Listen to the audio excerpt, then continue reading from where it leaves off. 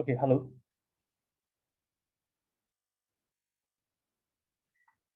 Okay, hello. Can you hear me? Can the people in the Zoom hear me? Great. Okay, good. Okay. So we completed our discussion of detection theory or hypothesis testing last week. So today we want to switch gears and go to our final topic. So this is the first time I'm teaching this in this class, so it may not be very smooth. So please bear with me. So actually, any class that talks about detection will also talk about estimation. Just that in previous years, I've not been able to get to this point. So this year I've been able to get here because we may have moved too fast at the beginning. So now I have 2 more lectures. I want to talk about estimation theory. Okay, so before we get started, please, for those who are taking the class for credit, please fill out the student feedback form. Okay, so that's very important for you and for me. All right, so without further ado, hopefully you can see. Maybe it's better for me to switch this off, right? People in front can see. Oh, but now it's so romantic. This binary, is it? How? Give me a moment, sorry. Let me try that. Just now I touch this. This somehow binary. Anyone has any great ideas? It's too bright, right?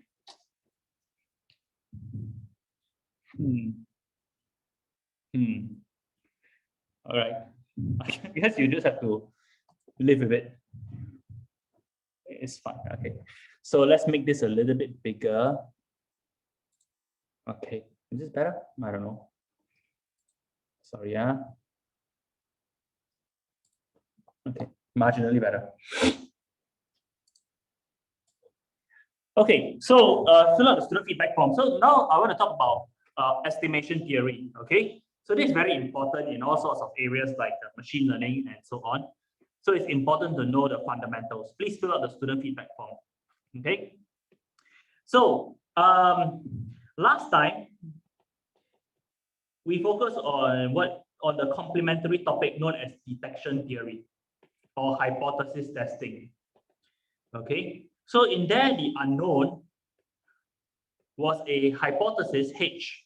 We call it X equals to 0, 1, but in all books they call it H. H0 or H1. There can only be 2 possibilities. And we given Y, we would like to estimate or learn H as best as possible. Okay, that H and X are the same thing. So that's what we did.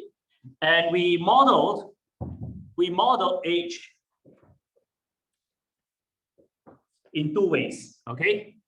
The first way was H is random. H is X, okay? In which probability H is equal to H0 is equal to P0. And probability that H is equal to H1 is equal to P1. And of course, P0 plus P1 is equal to 1. So this is known as the Bayesian setting. Okay, and we talk about the Bayesian or the average error probability. And another case is the case in which there are no priors on H, on the random variable H. So we do not know these things and we don't assume that they are P0, P1. Okay. Rather, we took a non-random approach. So H is non-random or deterministic. And what we did was the following. We considered the probability of error conditioned on the fact that the true hypothesis is H0. And we constrain that to be, say, less than epsilon. And we want to minimize, and our objective essentially is to minimize the probability of misdetection, which is the fault error given H1. Essentially, we did this. And we saw that in both the Bayesian and the non-Bayesian cases, the likelihood ratio test was very important. The likelihood ratio test is optimal in certain senses, okay? So here it minimizes the overall error probability, the map test or the likelihood ratio test. Here it achieves the best trade-off among the 2 error probabilities, what we call Q0 eta or Q0A if you wish. A is a general test, and Q1A. Likelihood ratio test achieve the best trade-off between these 2. Now, in the case that your random variable is discrete, okay, then you may have to do randomization between 2 threshold test. Likelihood ratio test is also called threshold test. You are thresholding the likelihood ratio. So this was what we talked about last time in great detail. So hopefully you attempted some of the homework questions and you saw some examples, okay? So the whole point here is that the underlying thing that we were unknown is a discrete random variable. H is discrete. They're going to only take on two values, right? So we can easily generalize this theory to M-Murray. It's called M-Murray hypothesis, all right? So the theory is not too rich there, but the story becomes dramatically more different and more interesting if we are doing parameter estimation, okay? So we will first again talk about Bayesian parameter estimation. And then we'll talk about non-random parameter estimation. Okay, so let's try to set this up in a proper way, okay? So now the unknown in our case, by the way, I'm following my notes, but you can see this, okay, the Zoom people. I'm following this, but I will write many other things along the way, okay? I realize that I want to say many other things. So not everything is written here, not everything is drawn here because drawing in LaTeX is very difficult. So I will just draw by hand, okay? So the point here is that what I say is a superset of what is written down in LaTeX here, okay? But never mind. Okay, so the unknown is a discrete, the unknown is a say continuous value object or a vector X, okay, taking on values in some alphabet script X, which may be a subset of RD. So we might want to estimate a d-dimensional random vector, okay, or it may be a deterministic vector, it may be a random vector, whatever, okay. So as before, we have observations of it, observations Y, okay. So they take on values in some alphabet Y, okay. So the picture, you have already seen the picture before, all right? The picture was as before, it was like this. So, you know, you have this X here, and then it goes into this observation model, P of Y given X, dot given X, and then you obtain Y, all right? And based on Y, you want to design and estimate. This is called an estimator. In the detection theory literature, we usually call the estimator a decoder. Okay, but here it's called an estimator, and it gives you an estimate of X. All right. Also, all these things are vectors. I will be very lazy and I will drop all this very soon. Okay. So an estimator is nothing but a function that brings us from the Y space to RD or X. Doesn't really matter. Okay. So we want to design this. We want to design this object here so that some form of error is minimized between X and X hat. All right. So that seems like a very super fundamental problem. All right. So, so in the Bayesian world, in the Bayesian case, now X has a certain prior. X has a prior distribution. Okay. So this prior distribution is usually denoted as a P of X of X. Okay, as I mentioned, I will drop this bar very soon. Okay, this represents our belief about the state of the world, belief about the unknown X. So X is generated from PX in this way.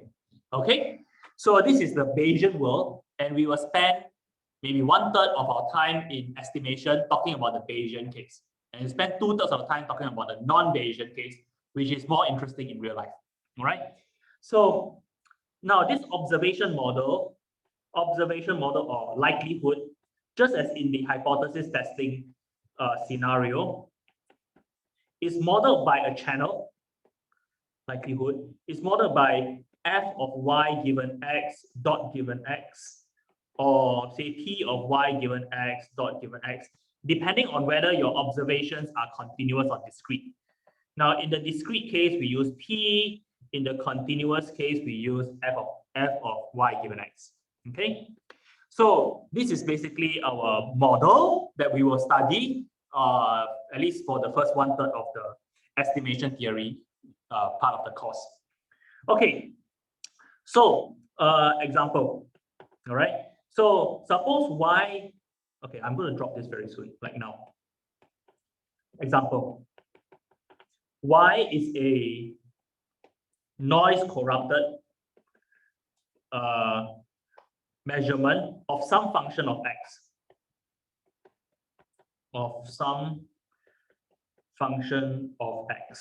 okay. So in particular, you can consider the case y is equal to hx plus w, okay.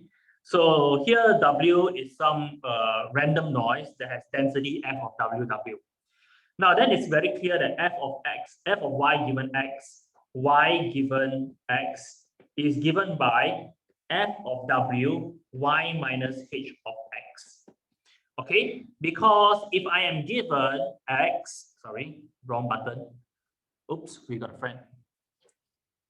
Okay, if we got a parameter here, and we observe this, what's the chance that we observe this? What's the chance that we observe y, given that what we sense into the system is x? Well, it is nothing but the fact that the noise is evaluated at the difference. Okay, is that obvious? Right? So the input to the system is this, the output is this. Right? What's the chance that happens? That happens if the noise takes on this value. Okay. Now, the theory is beautiful if we work with Gaussians. Okay, so for and linear functions. So suppose h of x is equal to ax. Right? Maybe I make it small. Ax. Right? Where a is some matrix. So a is just some matrix that brings us, that maps a vector x in Rd to y. All right, so the dimensions are compatible, and I will not write it down. And W is Gaussian with covariance matrix lambda. Okay, in this part of the course, the covariance matrix is lambda. All right, so W need not be white. Now in this case here, f of y given x, y given x is given by Gaussian evaluated at y, ax, and lambda. All right. So basically, what's happening here is that you are looking at the noise. Okay, so maybe I will move this down a little to insert one more step. So this is nothing but the f of w, which is noise, evaluated at y minus ax, right, by the above. All right, but this f of w, y minus ax, f of w is equal to Gaussian noise with covariance matrix lambda. And so that has the formula 1 over square root, let me see, square root 2 pi d over 2 lambda to the determinant here. Determinant lambda to the half e to the minus half w transpose lambda minus half lambda minus 1 w. Okay, so if we plug, right, if we plug y minus ax inside here, then you will have 2 pi here, lambda here, e to the minus half y minus ax transpose lambda inverse y minus ax. So we can treat, the point here is that we can treat this as the mean of our Gaussian. This is also the mean. And this is the evaluation point, right? This is the evaluation point of the Gaussian. And basically, another important object is this covariance matrix that appears here and here. So this is the covariance matrix. Okay, so this is some linear algebra gymnastics that I'm doing. Linear algebra and Gaussian gymnastics. Okay, so basically, what's happening here is that this entire expression here can be written in terms of Gaussian evaluation point. The mean is ax and the covariance is lambda. And so this dovetail very nicely with this expression here. Okay, so what I'm doing here is basically I'm just looking at a certain model and I'm explaining to you that we can cast the model in the form where x is random and we are describing the channel. All right, a channel is the f of y given x or p of y given x. Okay, any questions here? So this is just a simple example. Hopefully you can accept this example. Any questions from the people at home? Okay, so this part is very interesting. Later I'll show you some really cool stuff, okay, that maybe you haven't realized before. Okay, so now that x has a prior distribution. Well, this part is a bit dry, but later on we'll see some interesting stuff. All right, which is called f of x dot. Okay, dot means a function. Okay, it's a nice way of writing a function. So the joint distribution is f of xy, which is given by the channel or the observation model or the likelihood and the prior. Okay, this is just nothing but Bayes' rule. So the posterior distribution, by the way, this is called likelihood. This is called prior. And the posterior is the other way around, f of x given y, x given y. Okay, so in English, right, prior means before anything happens. Before you observe y, this is your belief about x. It is encoded in the prior. Now the likelihood is how likely you see a certain y, given that the x is x. That's why it's called likelihood. The posterior means after the fact. After you observe y, what is the chance that x is x? All right. So that is the posterior, which you can massage using Bayes' rule. So it looks like this: f of x divided by the integral f of y given x prime, f of x prime dx. So you're integrating over all possible values of x. Okay, so now we also did exactly the same as what I've done here for the hypothesis testing part, right? Except that in the hypothesis testing part of the lectures, this integral here is just a sum over two things. All right, it's just a sum over x equals to 0, x equals to 1. So here we have to integrate over the entire parameter space of x. So this looks a little bit more complicated, and it is a little bit more complicated because we have to introduce the notion of cost functions. All right, now, so look at this picture here. Look at this picture, everybody and the home also. You see, now we have this is our estimate, right? And this is our ground truth. Now, whenever we want to assess whether we have done a good job or not, then we have to ask ourselves whether this guy is close to this guy or not. But there are many, many ways of estimating whether a number is close to another number, or a vector is close to another vector. Vector, right? So there are many ways of estimating telling whether a number is close to a number. All right, we may use the so-called Hamming distance. You know what's Hamming distance? If two numbers are exactly the same, the distance is 0. If two numbers differ by epsilon, you have to pay $1. That's called a Hamming distance. We will see that later on. This is using coding theory a lot. You can use the squared loss, which is like this. We will see this later on. You can use the MAE. What's MAE? Minimum absolute error or something like that. We will look at MAE very soon. Mean absolute error. Minimum is minimum absolute error here. Okay. MAE. So MAE is used in a lot of papers like evaluation metric. So the point I want to bring across to you is that the cost function is important. And now I want to talk about the cost function for evaluating the goodness of estimators. Okay. But now I need to talk about estimators first. Okay. So estimator. Okay.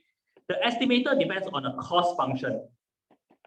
The cost function is a function that goes from x to x Cartesian product with x to r, sometimes r plus, okay? Say r plus.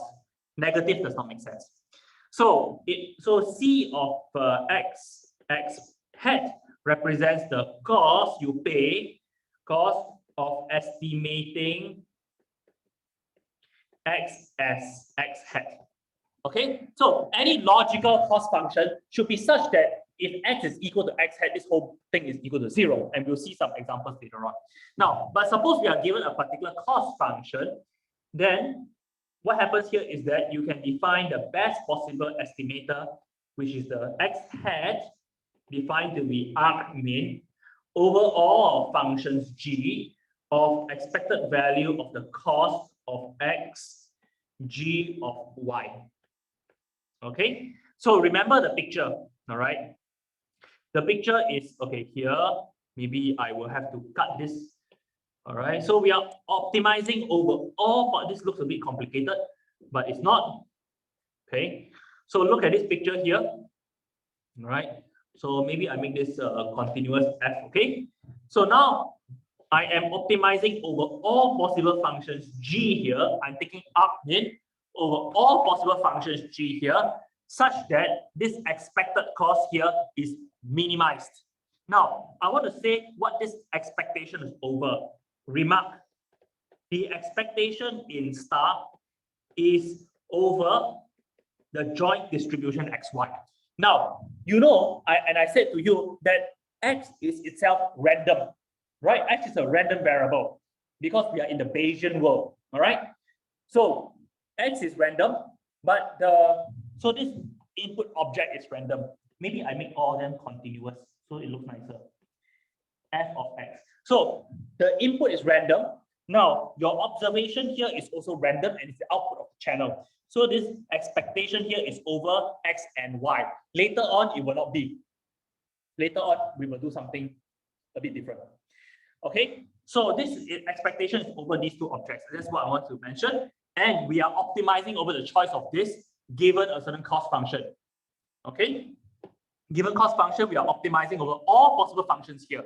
Now, you may wonder, right? Optimizing over all functions is a very, very difficult thing because functions are like not even vectors, they could be anything, right? The space is very, very large. So this seems very intractable. You see this, it looks very intractable. So let's see from a few cost functions that in fact this is possible and it can be done analytically. Now, let me expand on star, okay? So star, as I mentioned, is an expectation over x and y. So let's write it down in gory detail. So we are integrating over the y space, integrating over the x space, c of little x, g of little y, of the joint distribution fxy, xy, dx, dy. Okay.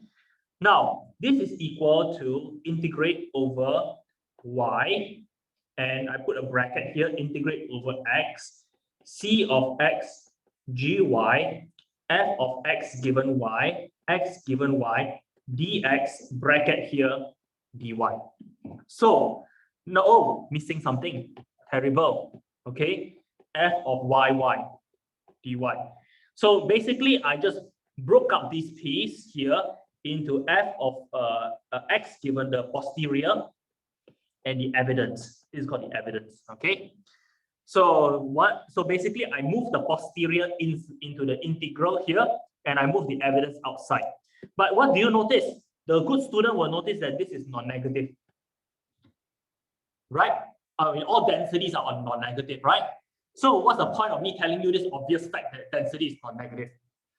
The fact that the density is non-negative tells us that we can do a point-wise minimization.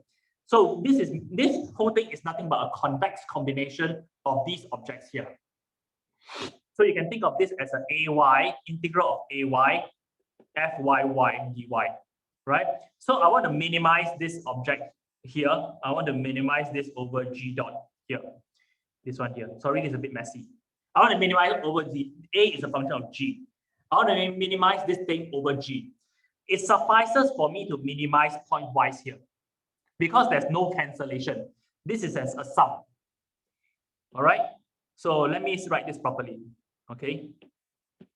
Because fyy is non-negative everywhere, we can perform a point-wise minimization to find x hat dot. All right. So what I mean is that, okay, now suppose I observe that y is equal to y. Y is equal to little y. So how should I choose my x hat?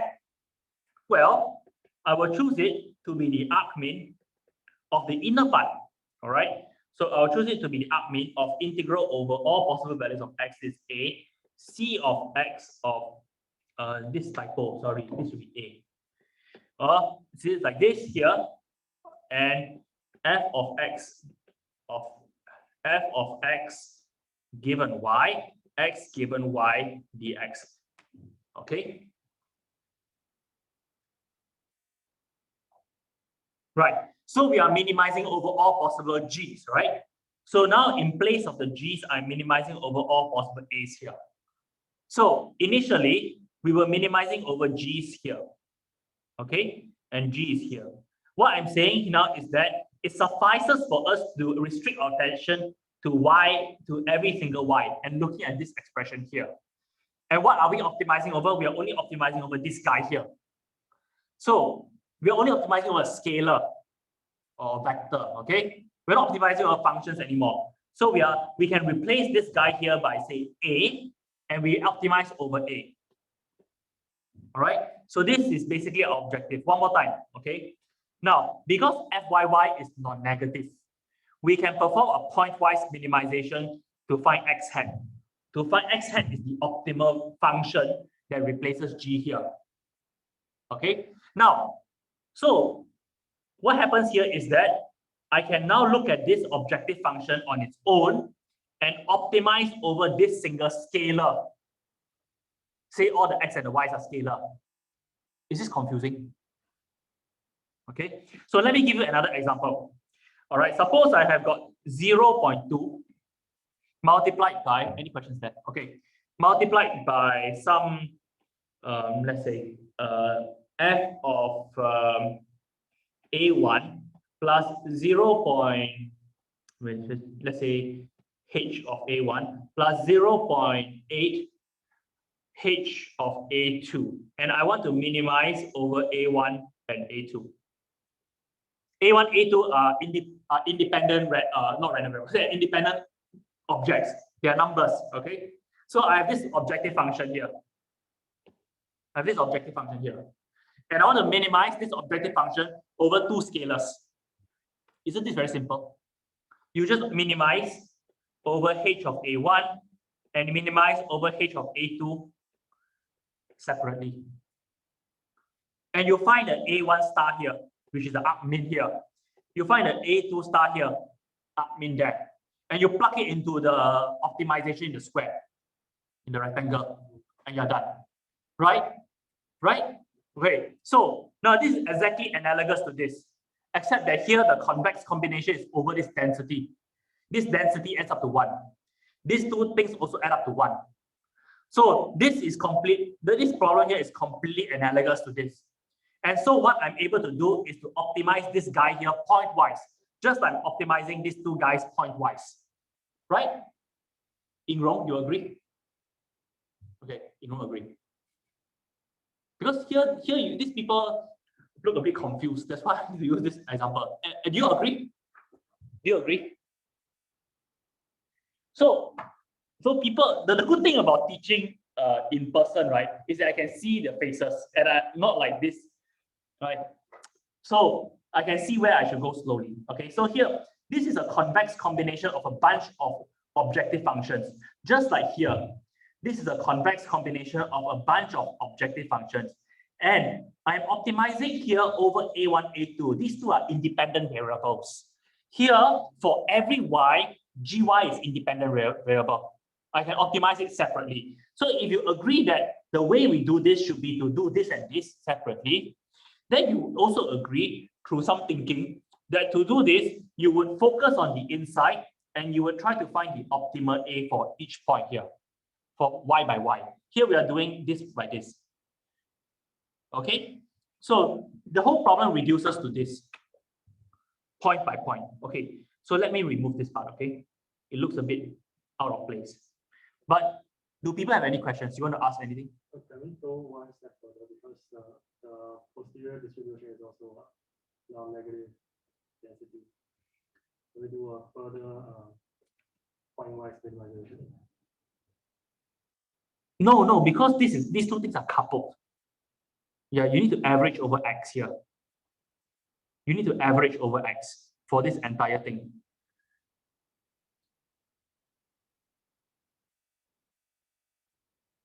And right now we just minimize C of x and A itself. No, you cannot do that because here you are also, you need to average over X as well. All right. So this guy here is the expectation of C of X, G of Y, condition on Y is equal to Y. Correct? So here there is, you cannot avoid this average over X. Right? You cannot avoid this. Because this C of X, this whole thing, right, you need to average over X through this object here. So you cannot take away that. Otherwise, what will happen? All right, you will have this objective function, all right, C of A, and then you minimize over all possible values of A like this. So logically, for any cost function, you will recover the arc mean here, the arc mean over all possible values of A will be X. Right? But X itself you cannot do this because X has a prior density. It has a distribution. So you cannot just do this and recover just this variable, this value here, because you need to average the X over the distribution that is induced by the prior as well as the likelihood that results in the posterior here. Okay. All right. I spent quite some time talking about this, but it's okay. So this one is basically the conditional expectation. So this here is nothing but the Tower property or the law of iterated expectations at hand.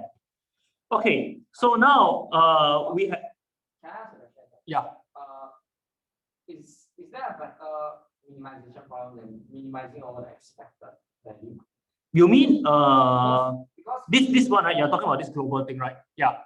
When you minimize over average cost, you are not considering, I mean, very obviously, like the variance can be very huge, right? True, there may be other objectives. So that's a good question. Right, that's a good question. Very good. So let me make some space here. So you might talk about minimizing expected cost. It's maybe not very good because there could be high variance. So you could add some regularization or some variance of the estimator, like G of Y. You don't want it to fluctuate too much. Okay. Or you could add some convex combination, some rho here. Okay, so this has a name. It's called the mean variance. This is in portfolio optimization. People do these sort of things. They want to try to find the best estimator, but they don't want the estimator to have too large variance. So they add rho equals to like 0.01 to control the variance as well. So you can do that, but the solution will not be so beautiful. Okay, so this is in some, this sort of thing is due to Markowitz, 1952. Then are there any like operating conditions under which like you don't really have to worry about the variance? Oh, this is application specific. Suppose you are in stock market, right? You're dealing with stocks. So you want to design an estimator. Okay, the estimator may perform very well on average, but it may have large fluctuations which may not be so pleasing to some people because you want stability in your market, right? So some people want stability, and so they have to regularize this thing here plus some rho of variance. So really it's application specific, and it's also individual specific. Are you a risk-taking person or are you a risk-averse person? So I like to give people some examples. So do you want $10 deterministically, or do you want $10 or do you want $10 deterministically, or do you want $20 with a variance of 100? So if you choose the latter option, right, you might have to give me money because the realization may be negative. So this is a matter of whether you are risk averse or not. But here we are not talking about risk. Risk is a big topic that I'm also not an expert on. Okay. So in any case, thank you for the discussion. This is what we are going to focus on, the point-wise minimization. All right. So now we will specialize to various cost functions. Okay. And the first one we'll talk about is the minimum absolute error cost function. The more I look at these, the more typos I see. So I will continually update this, okay? Hopefully you don't mind me updating too many times. So here we have C and CAA hat. We are only talking about a scalar case, okay? scalar estimation. The unknown parameter is scalar. All right, so this is a minus a hat absolute value. So that's how we penalize deviations away from the desired point. So here the ground truth is a and the estimate is a hat. I could use x also, but it's fine. Okay, so the theorem is the following. Okay, so this is called MAE. The MAE estimate is the median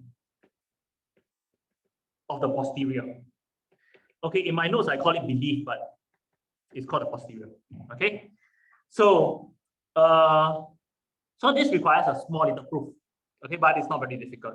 But here is a bit tricky. All right. So this is a criteria that people do use. It's very important. And there is a very nice solution. You get the median. All right. So the median of a distribution is the point at which to the left of the density you have 50% and the right you have 50%. That is the meaning of median.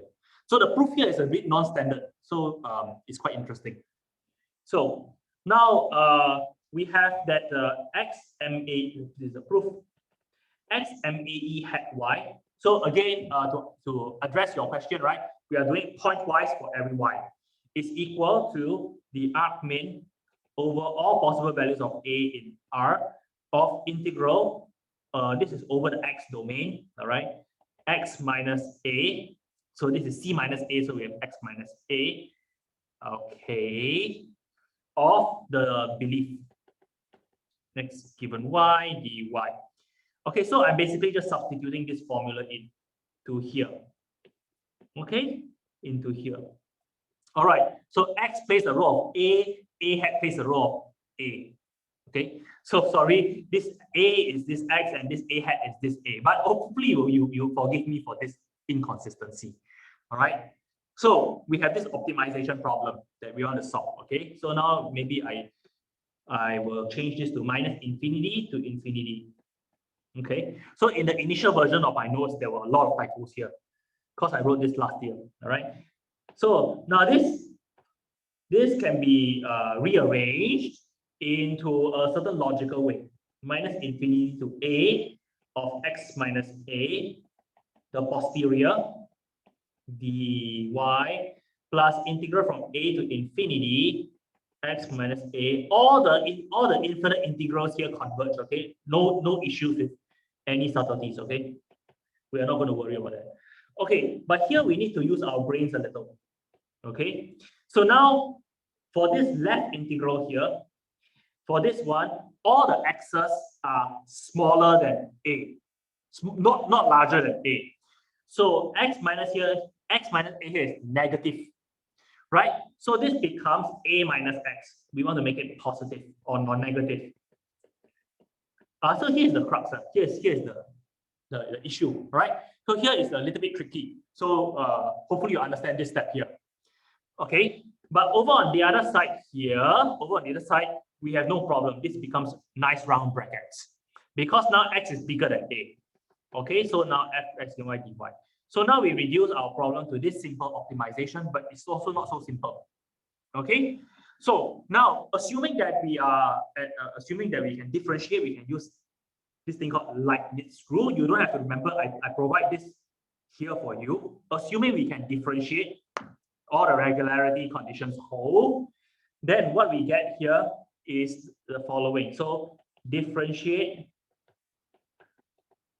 this thing in brackets using Leibniz. How to spell this? I'm making up on the fly. Leibniz rule. Okay, so the rule is provided below. So basically, what is Leibniz rule? You can look it up on Wikipedia, but you can differentiate with respect to a of, let's say, b a c a g. Oh, sorry.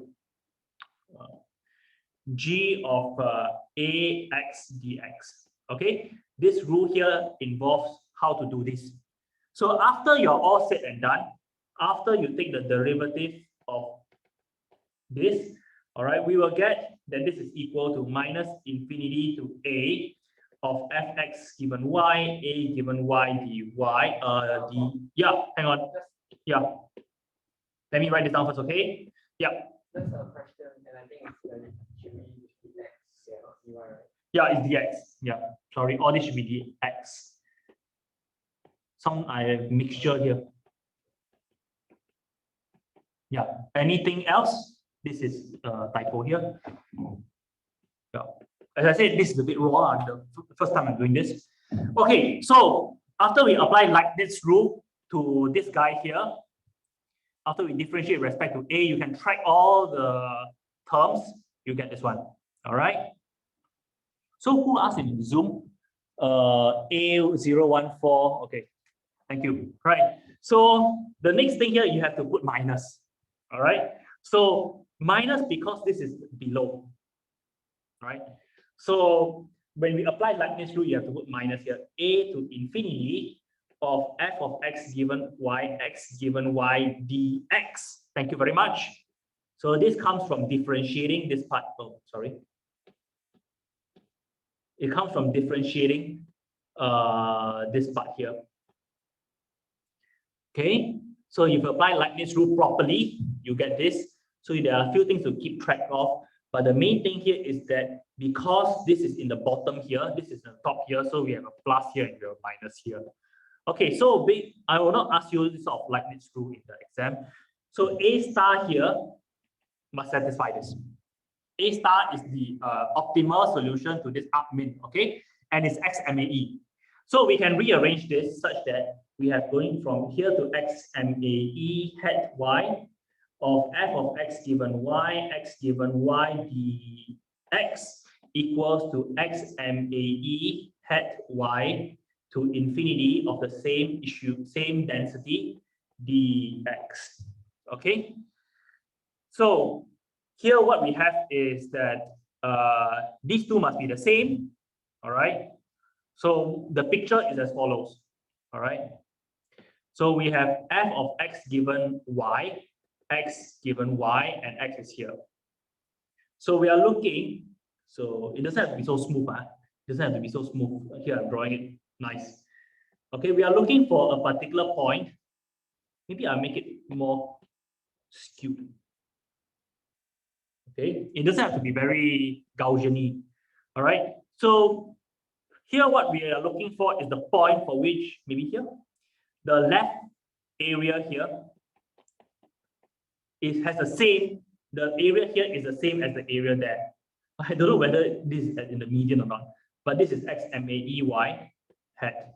And the point here is that here we have 50% and here we have 50%.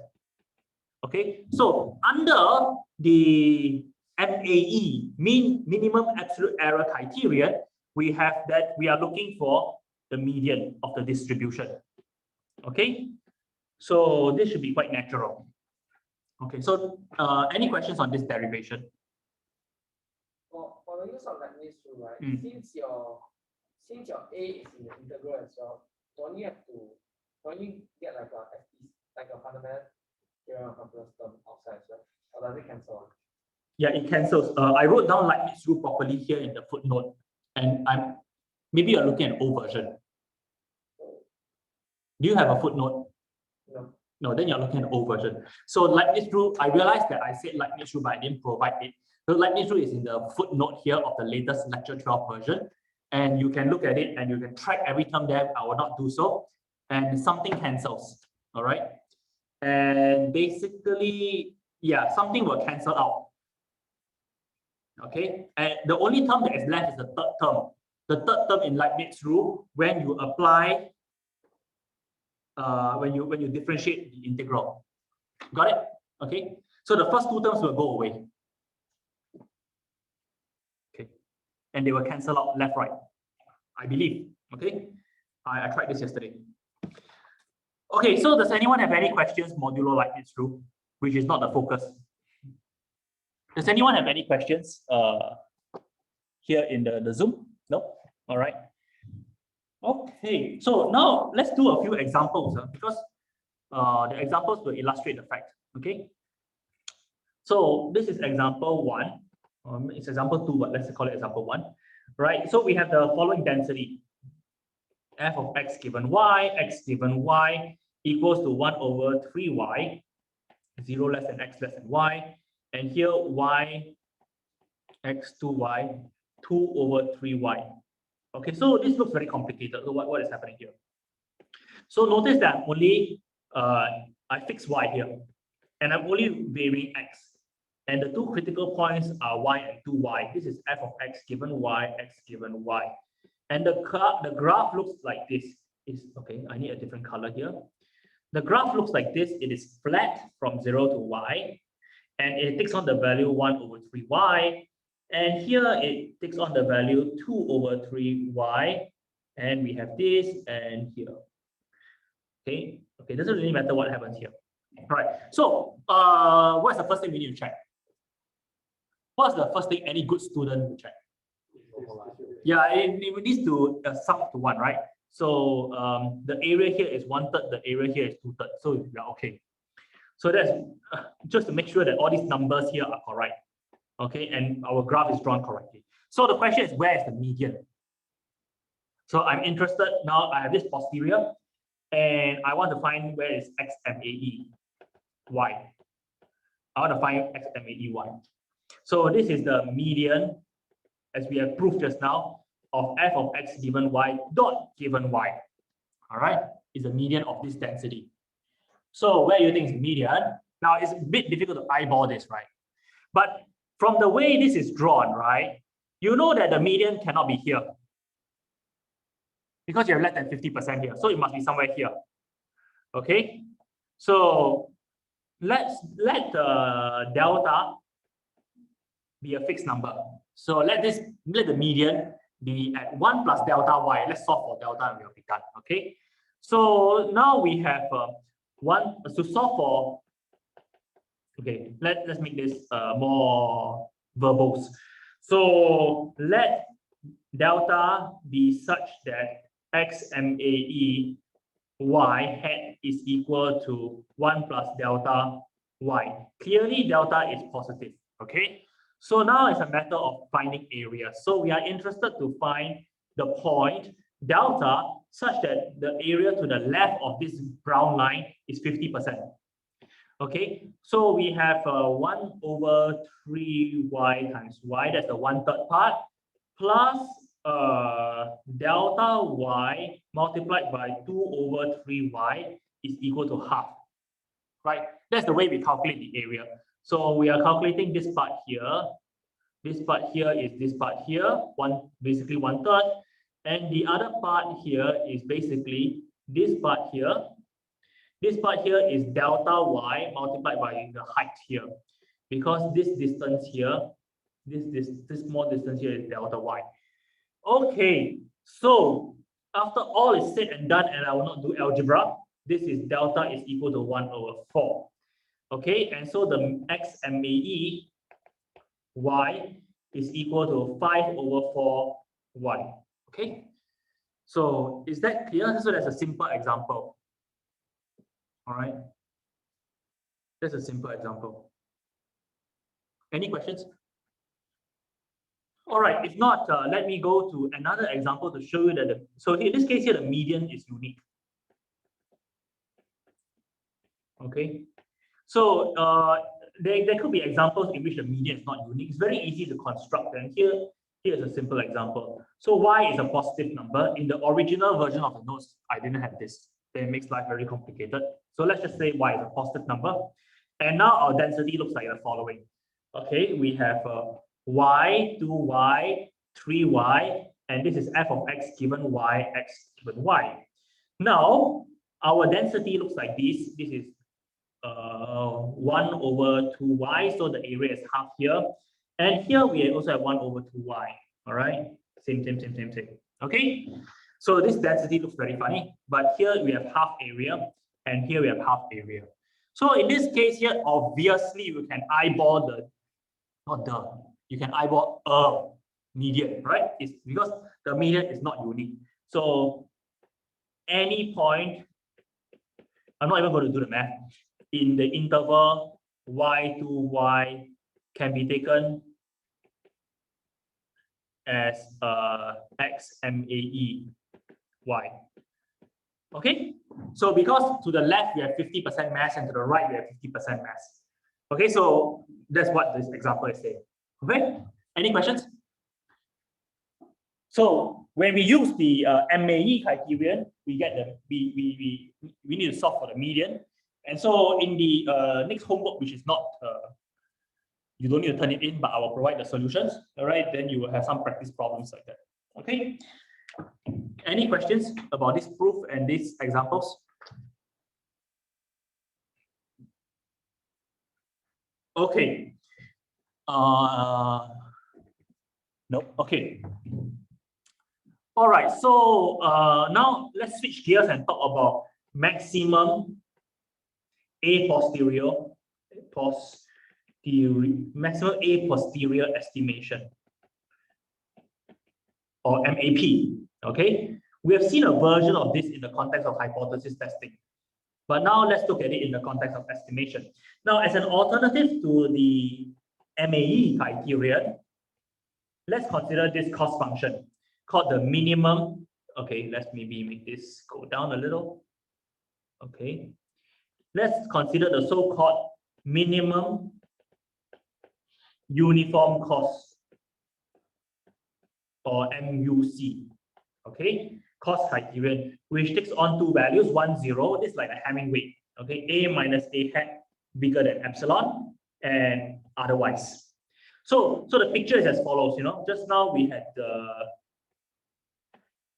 okay, I forgot to draw a picture here, but this cost function looks like this, obviously. So say for A is equal to 0, then your cost function looks like this. You're penalizing like this. Okay, right. So it is the absolute value only. But here, this cost function looks like this. Okay, so you have this window here. This, say A is 0, A is equal to 0, and you're plotting against A hat, and this A hat. This is our estimate. Say the ground truth is 0. If the ground truth is not 0, we just shift this graph to the left or to the right. Okay, so now what we are saying is that, okay, if you're in this interval minus epsilon to epsilon, and your guess is epsilon close to the ground truth, then you don't need to pay any money. But if your guess is away from this window here, then you have to pay $1. All right, so this is meant to be a straight line. This is 1, this. So this is our cost. So contrast this to the absolute value cost, or the MAE cost, right? It has roughly the same shape, that if you go further away from 0, then you pay more money. But here, this is a bit more stringent in the sense that if you deviate by epsilon, by more than epsilon, then you have to pay a cost of $1. Otherwise, if you're in the strip in the middle, then you pay no money. And very soon we'll let epsilon go to 0. Okay, so this is another cost. This is call it the epsilon minimum uniform cost. You can put epsilon here to 1. Okay. Okay, so this uniformly penalizes all errors, all estimation errors that are larger than epsilon. Okay, so the next theorem we want to show is concerning, of course, this MAE, which is the following. In the limit that epsilon goes to 0, the MUC estimate. So now we have a different cost function, right? This is called the minimum uniform cost function. Suppose I plug it into my Bayesian framework, okay?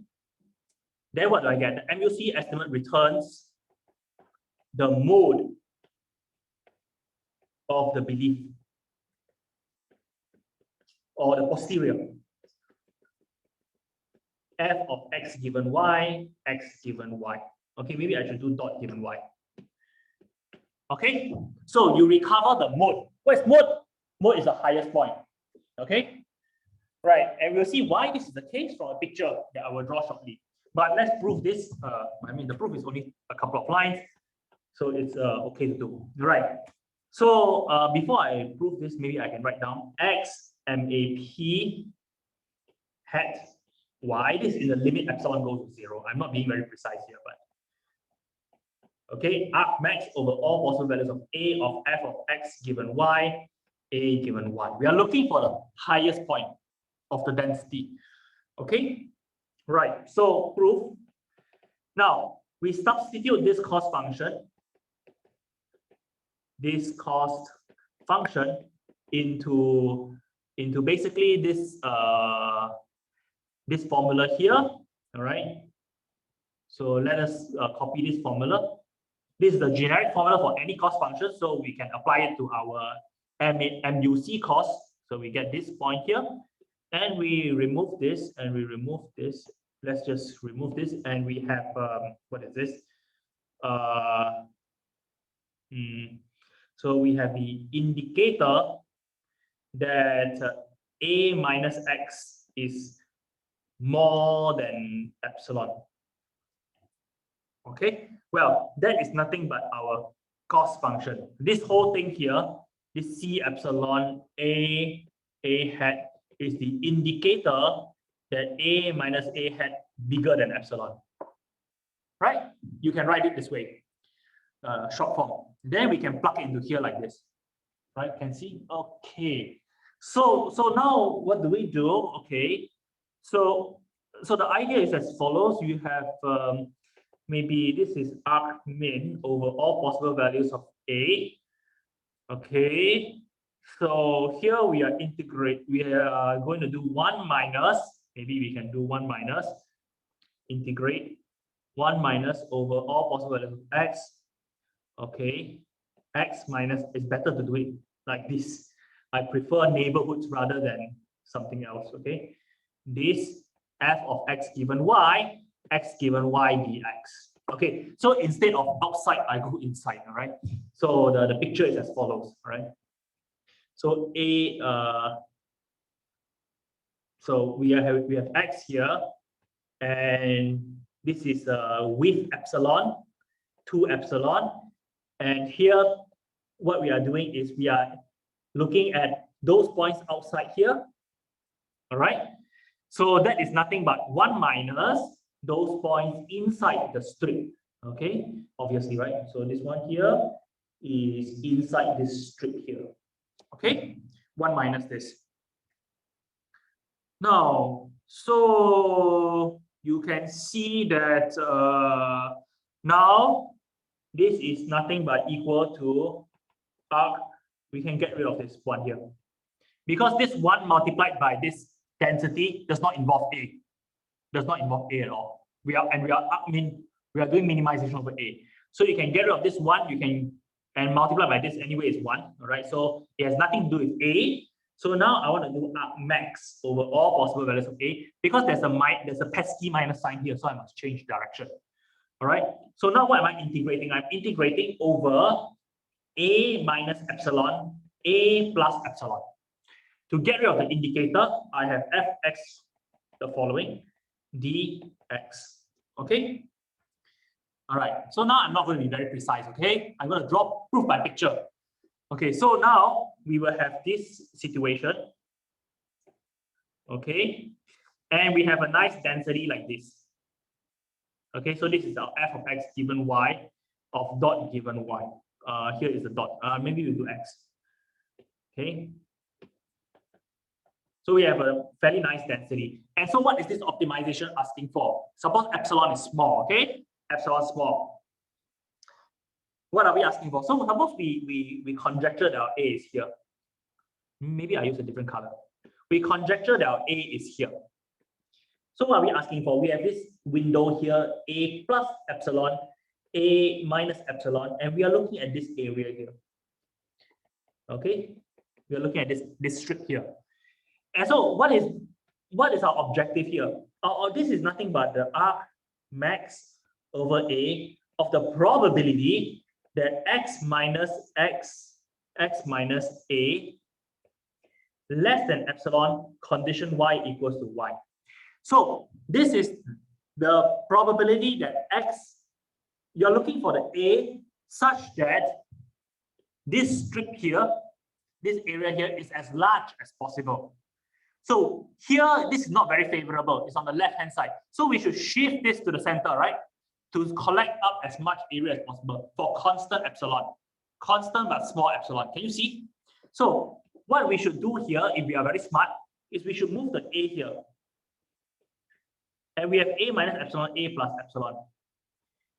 Now, if you do it my way, and you can see here, then you pick up a lot of area, right? You pick up a lot of area because you are centered around the mode. All right. So, informally speaking, and proof by picture. All right. So if we take limit as epsilon goes towards 0 plus of x muc, let me make up notation as we go along, epsilon of y, then this recovers up max of f of x given y, a given y over all a in R. So this is a proof by picture. We are basically looking at this posterior distribution, and we are looking at the point for which left, right, you increase by epsilon, and you're picking up as much area as possible. And it's believable that you are actually picking up the mode. Okay. I think to be very precise here, we probably need this, if you want to be very pedantic, for every y here, this density, if it's continuous, is enough. Okay. And even if it's not continuous, I think it's also fine, but continuous is more than enough. Okay. Right. So we are letting epsilon here become very small. Then the MUC converges. The limit of the MUC as a function of epsilon, when epsilon goes to 0 plus, converges to the mode. All right. So this is known as the mode of the distribution. Mode of the distribution. Okay. So here we don't have any example, but I hope you understand this. So are there any questions concerning this part here?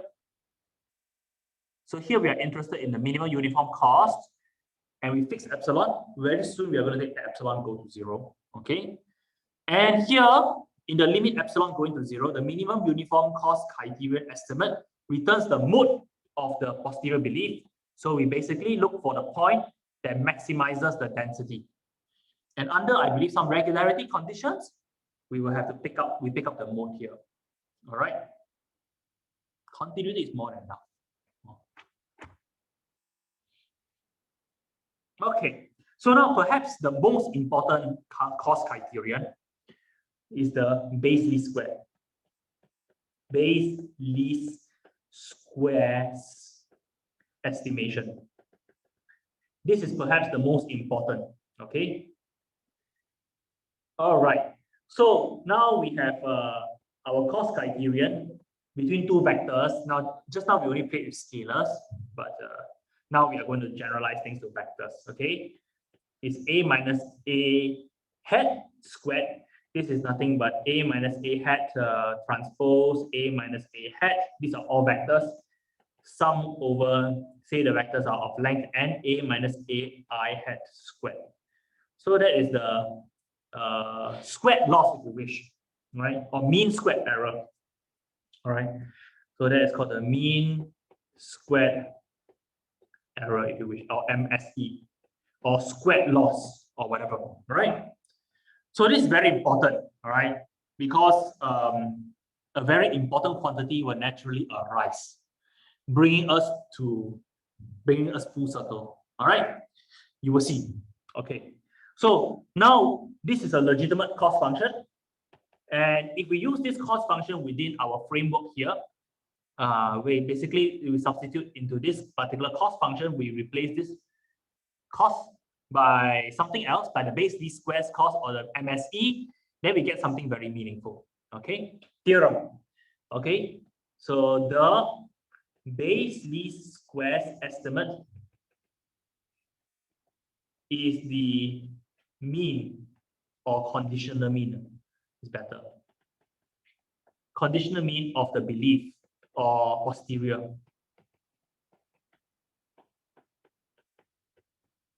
F of x given y dot given y.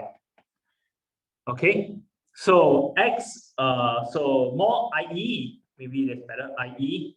x BLS hat y is equal to a conditional expectation of x, y equals to y. Now, so that's beautiful because conditional expectation, one of my favorite objects, arises.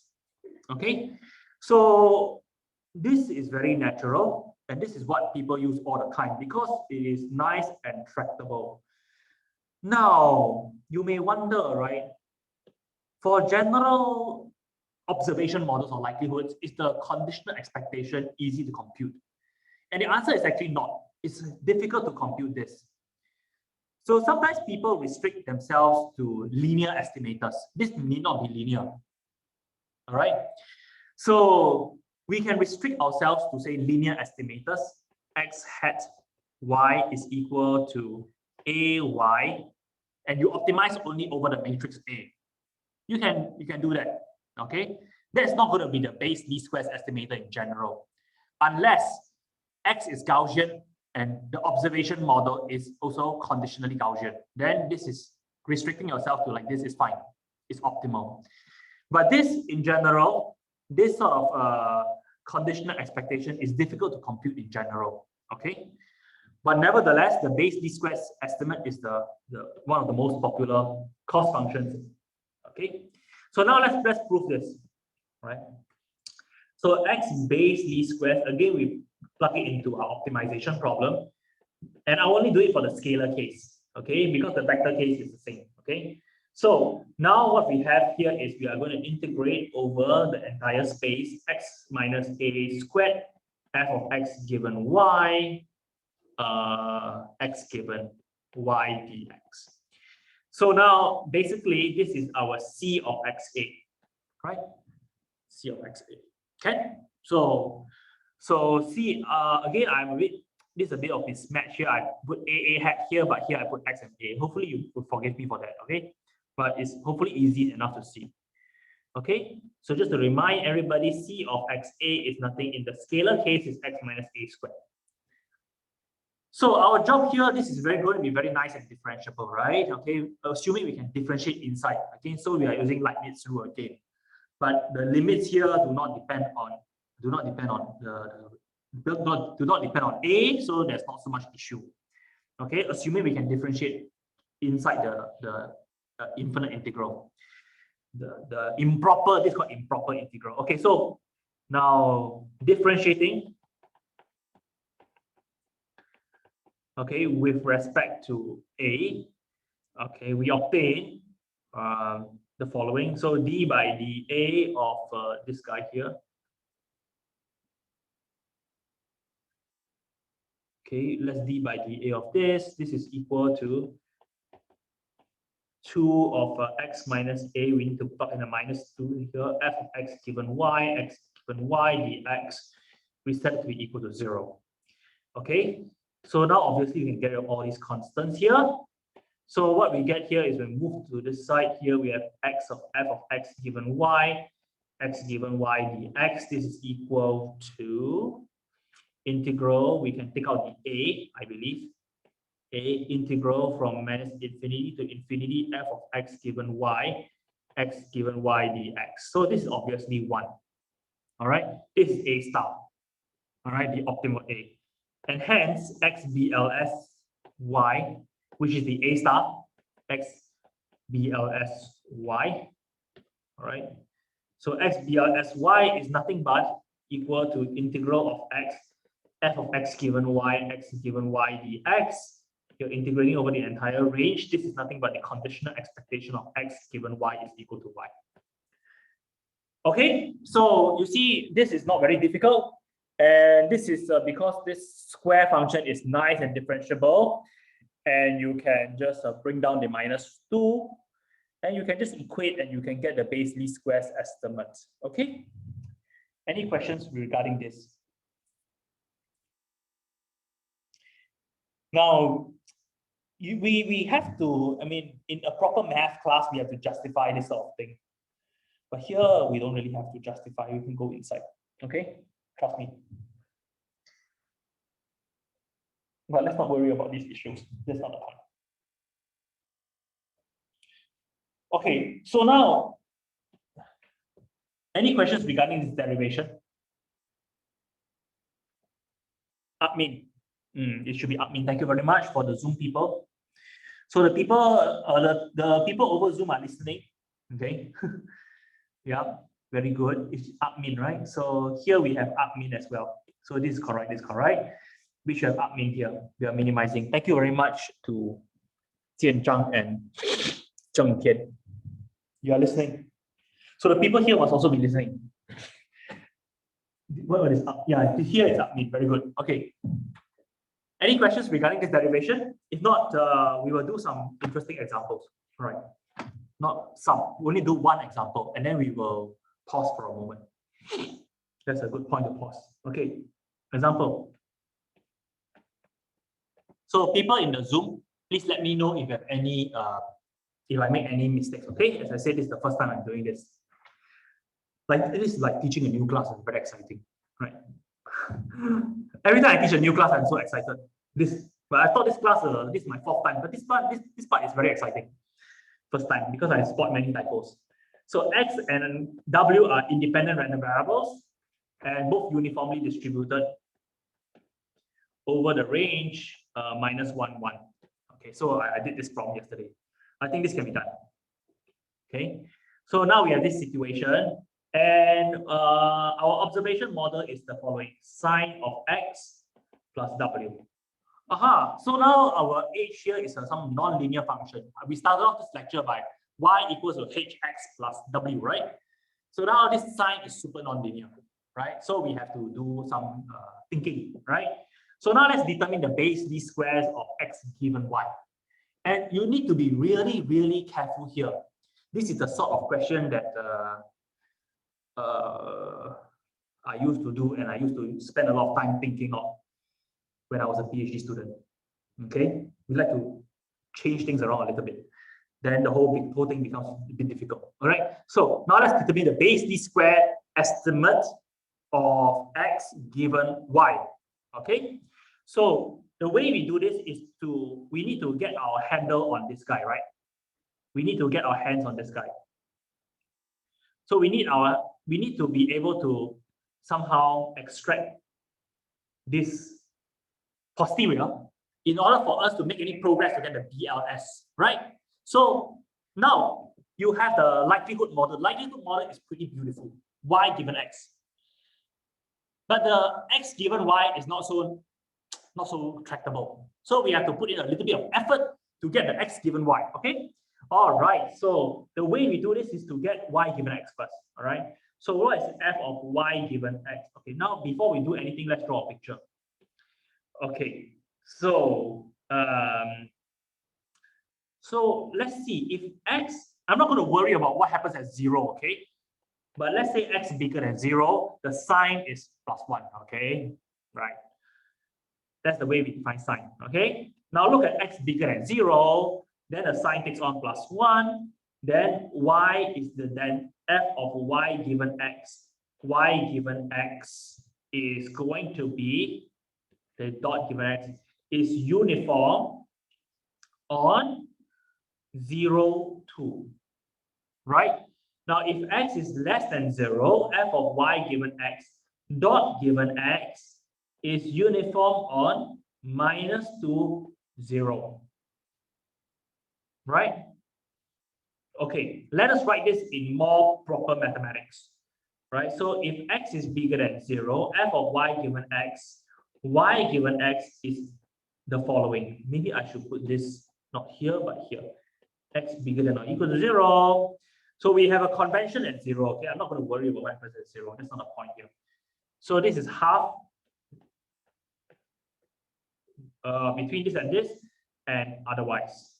So this is a cause of confusion. Okay, the x and y, I believe half the people here are confused. But you're not saying you're confused because you're embarrassed.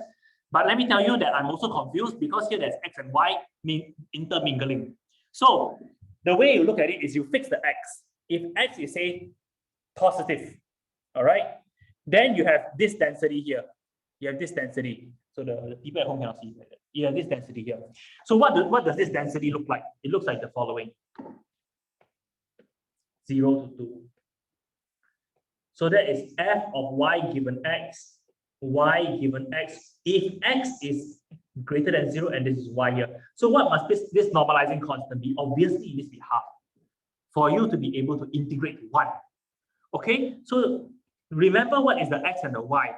The x is the underlying signal that you want to detect or you want to estimate. Okay, the y is what you observe.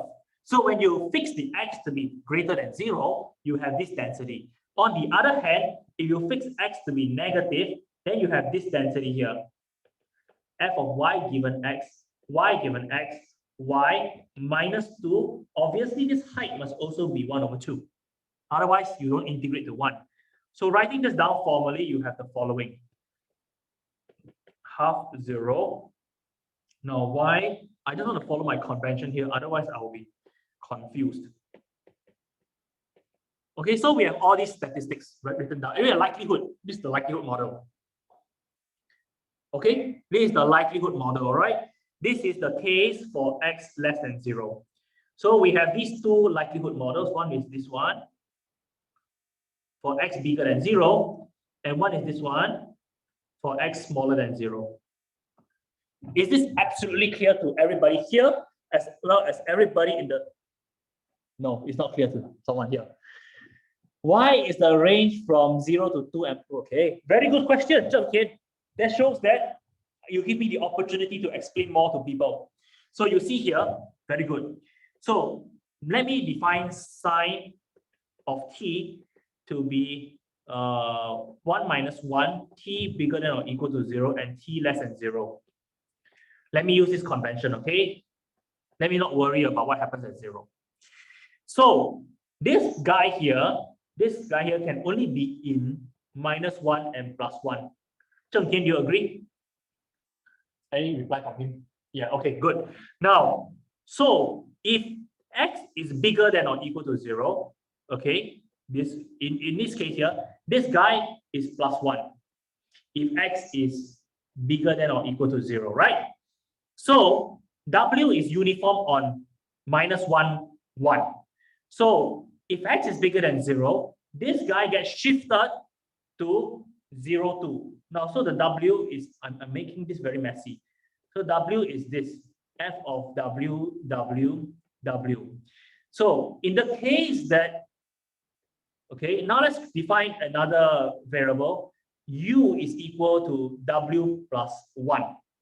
Okay, let's define this new random variable. Then f of u must be from, this is supposed to be straight, must be from what? 0 to 2. And this is half. This here height is also half. Zheng Tian, is this clear? You see, now because I am entertaining this chat, here the people cannot see. Can you see here? Okay, so you see, now we are shifting the w to the right by 1 unit or the left by 1 unit, right? So we have this situation, and we have these two densities here in the orange box as well as the purple box. Okay, so now we want, our job is to find the joint density. The joint density. What is the joint density? Well, it is f of xy, xy. Now, joint density is f of xy is f of y given x times f of x. That's the formula, right? So now we have a few scenarios, okay? Now, x can only range from 0 to 1, right? Is it so? Yeah, yeah. X can only range from minus 1 to 1 because of this. X can only be in this range here. So x can range from 0 to 1, let's say inclusive of 0. And when x is positive, y can only range from 2 to 0. Okay? Now, we have this formula here, base rule. F of xy in this range equals to f of y given x, f of x. Now, but in this legitimate range, this is 1/2, right? It's 1/2. But what is the density of x? It's also 1/2 if x is in this range here, because x is uniform on minus 1, 1. So this is f of x is minus 1, 1. So f of x is half, like this. So this is half times half here, in this range here. Okay? So just to write this properly, this is 1/4. Okay, any questions on this step here? No questions from you. No, any questions here? No, very good. And above, any questions? Okay, very good. So that's the good thing about teaching here is that I can pinpoint people. All right, so now we have the other scenario. where y is ranging from 0 to -2 here. But this is only going to be meaningful if x is negative. So x from -1 to 0 here. I'm not sure whether to include this or not. Let's just do this. Okay, right? So in this case here, by symmetry here, all right, I already said that x is less than 0. My f of y given x takes this form here. So this is half here, and the density of x is always half. So half, half, 1/4. Else 0. Okay? So this is just basic probability. This is probability with patience and keeping track, and what I like to call bookkeeping. All right? Careful bookkeeping. Careful thinking in your head. All right? Okay, so this is a way, if you look at this expression here, your head is also going to be very confused. So I like to draw another picture. So now we are going to draw a picture of x versus y. X can go from -1 to 1. Okay, that is only the meaningful range. Y can go from 2 to -2.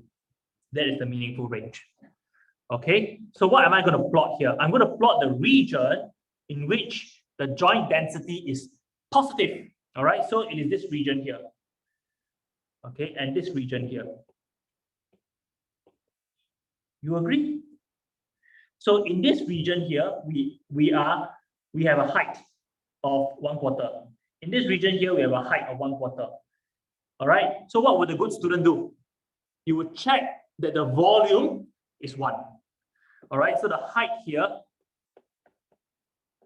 above the iPad is 1/4.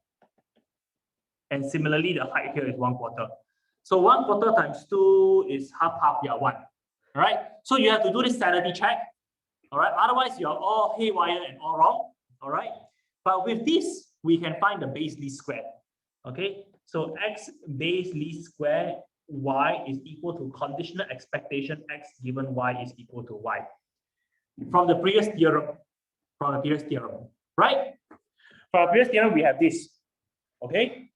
So how do we evaluate conditional expectation? This is very convoluted already now, right? Okay, see. Now, y can only take on 2 possible values here, 2 meaningful values. Either it is positive or it is negative. Okay? So y can only be here or it can be here. All right? Suppose now y is in 0, 2. That means it's above. Then, what is the f of x given y? X given y. Now we are flipping it around already. As I said, it's very easy to write down the likelihood model. This is the posterior, is more challenging. So what are we doing here? Look at this. Now y is 0, 2, so it's somewhere here. Okay? Say it is the sweet spot, y. We know that y is equal to y. Then you are looking here, you're cutting across here. Okay? Where is x? X must be uniform. This one must be uniform on 0, 1. You agree? Because we are y is fixed at y here, bigger than 0. You're looking at this line here, and you're looking at the variation of x. So this density here must be the following: 1, 0, 1. Because you're looking at this point here, this line here, okay? You're looking at this particular line here for a fixed y. You're cutting now down, you're cutting this volume down like this, cutting it here, and then you're looking at what is the variation of x. So this is exactly equal to this. All right, so what is the mean here? Right? So in this particular case, if y is positive, that means y is in this range here. X base least square y, its conditional expectation is basically the expectation of is basically the integral of this guy here, f of x given y, x given y, you integrate over x dx, running from 0 to 1. So you can just eyeball this, you don't have to do this, right? So this is x dx running from this to this, and this half. Okay? So you can just eyeball this, this is, the mean here is half. Okay? Any questions? This is for the positive y. Any questions on this? Did I make any mistake? Not yet, right? Cheng Tian, any mistake?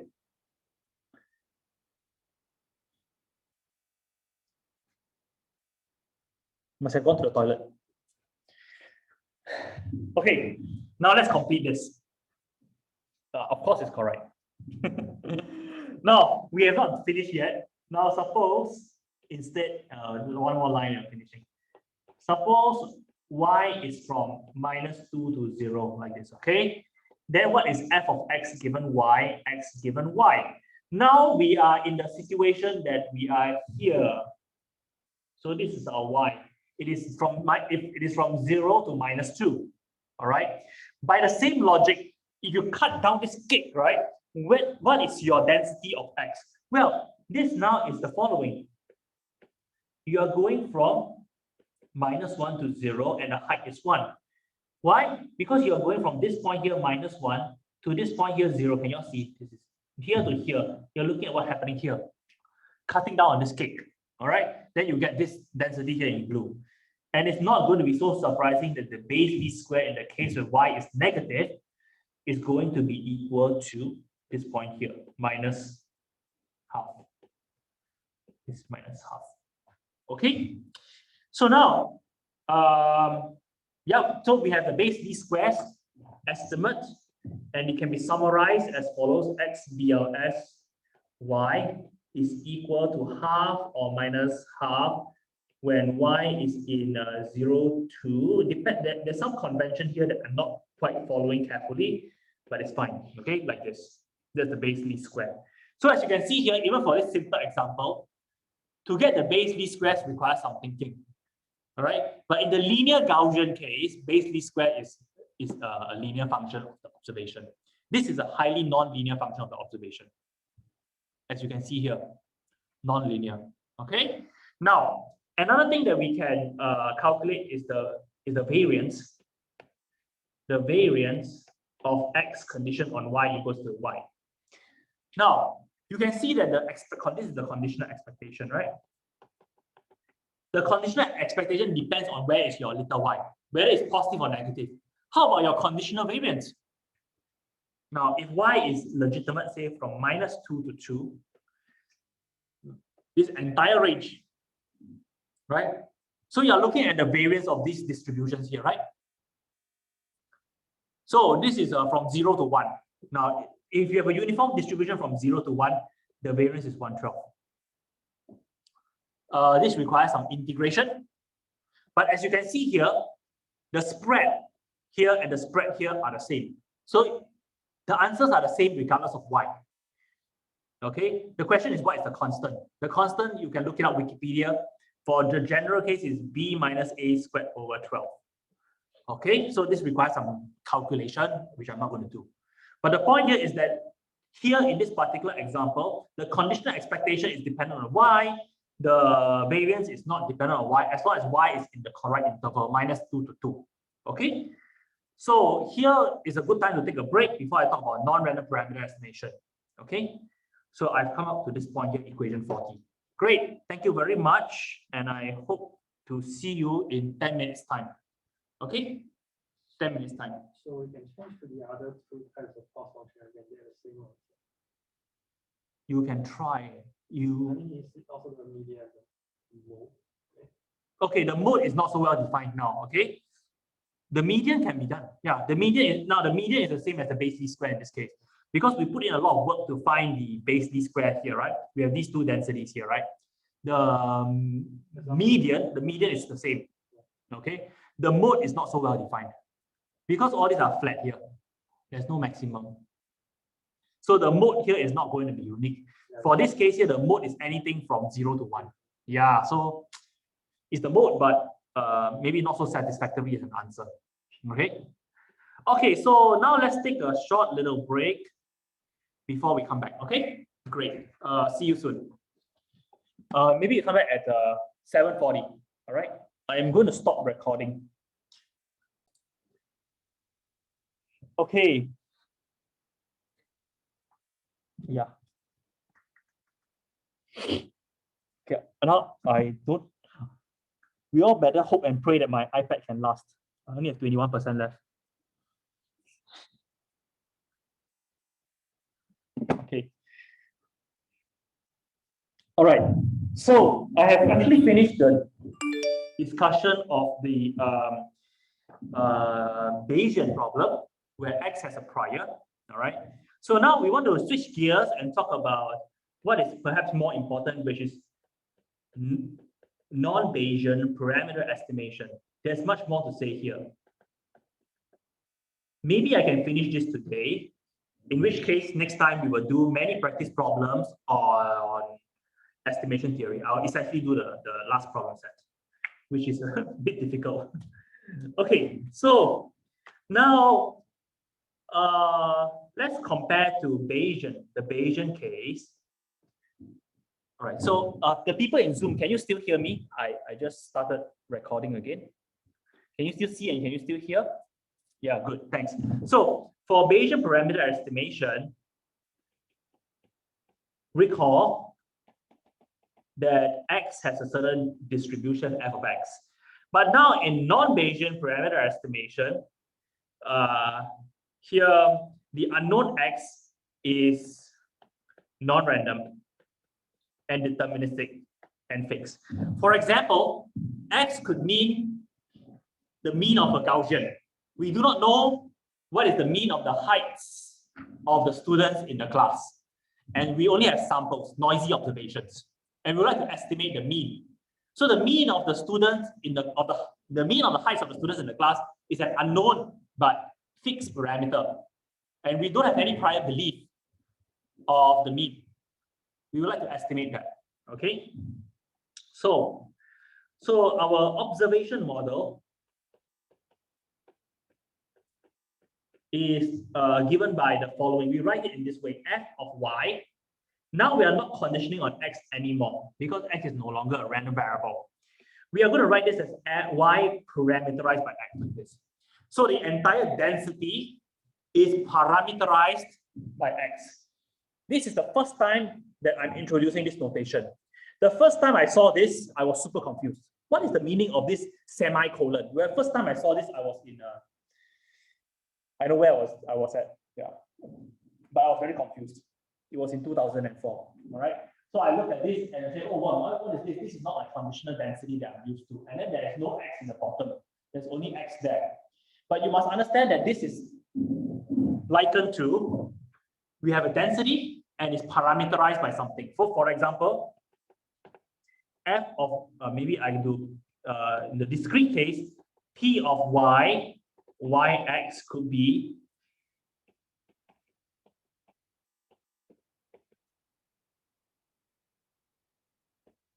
y equals to 0, 1, so on. So this is a Poisson density.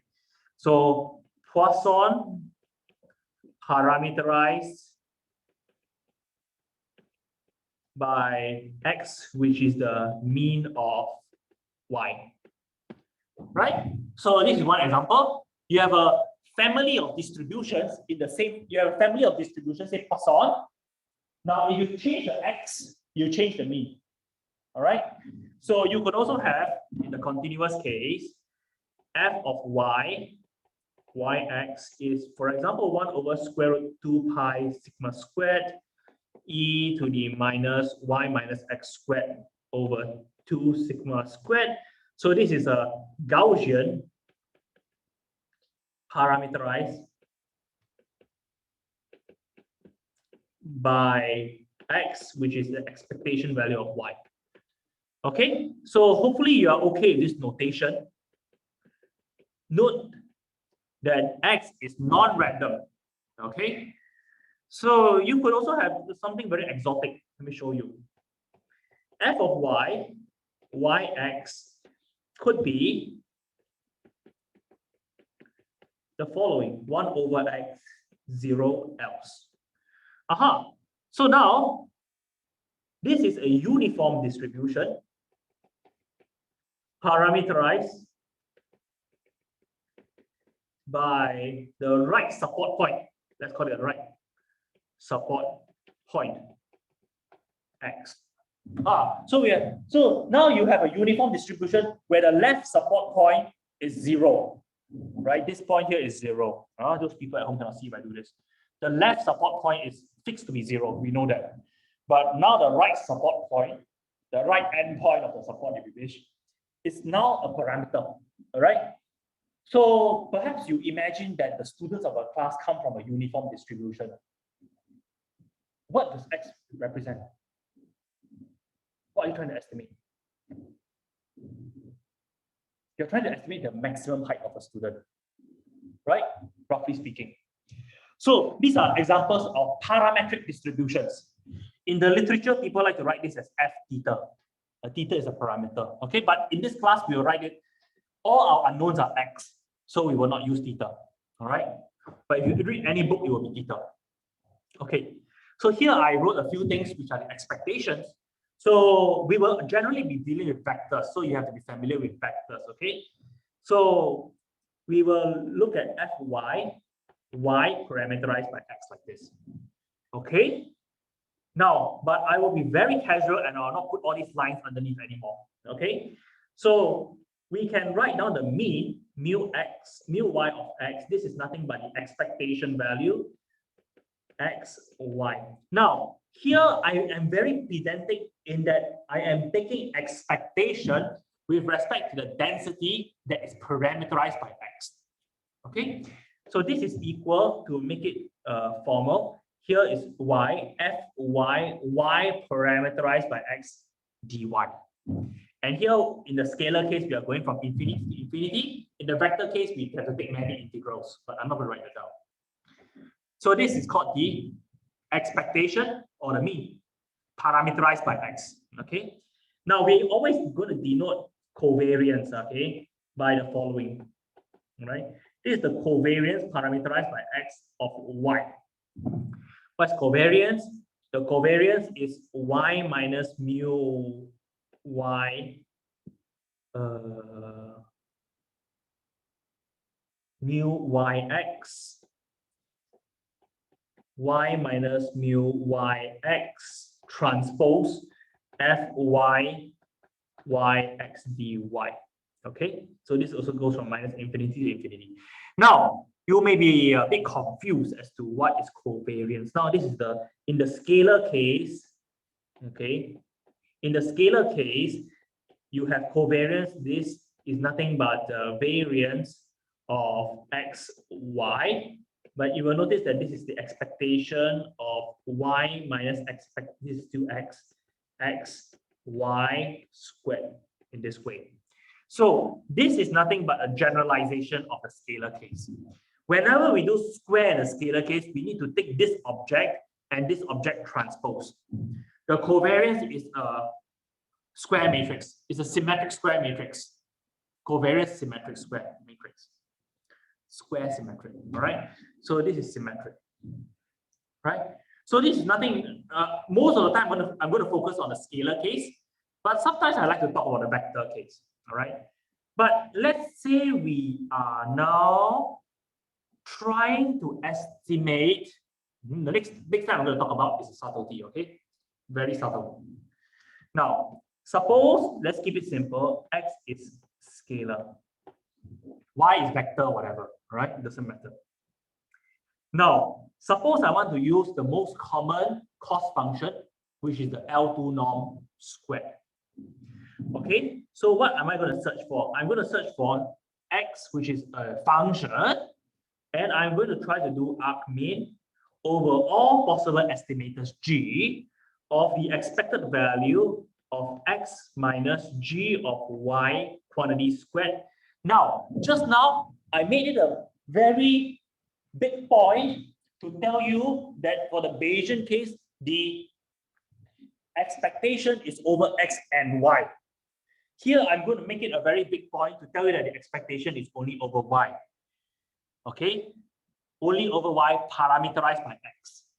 Okay, this expectation written out in full is equal to integral fy y parameterized by x, x minus g of y all squared dy only. Okay, why? Because x is non-random in this part of the course. X is non-random, so there's no need to integrate over x, and there is no prior over x as well. So we cannot integrate over x. So we only integrate over y here, you see. Okay. So let me make this look nicer. Okay, so that is the expression here. Okay. Now, what do we see? Okay. So x is deterministic. This is nothing but an expectation over y. Look at this expression here. What is the lowest value? This is the square of something. So the square of something, if we're not dealing with complex things here, the square of something, the smallest value it can be is 0. Okay. So now if I take x hat of y, I realize y, this is the random variable that I realize. I always say it's equal to little x. Okay. So what do I get? So if I use whenever I look at y, whenever I look at my observation, I say that the estimate of the unknown is the unknown. Okay, then the above cost is equal to 0. So as I already said 3 minutes ago, what I'm going to say next is a bit subtle, so you should listen. So this is a non-Bayesian setting. The only randomness is in y. Okay. So what I'm going to do is I'm going to design this estimator such that no matter what y I see, I output x. Okay. Then what will I get? I will get that this entire thing is equal to 0. Because if I replace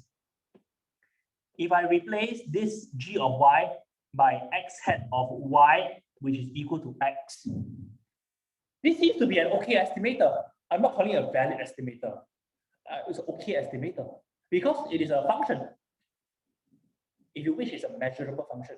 All right. So this is a function. It seems okay because an estimator is nothing but a function from y to the x space. This looks like it is semi-valid. It is bringing us from y to something in x. Okay, but this is suspicious, right? This is suspicious because your estimator depends on what you are trying to estimate. It's like a genie told you what you are trying to estimate. So this is invalid. Okay. So the above cost is equal to 0, but this is unreasonable. Because x is precisely what we are trying to estimate.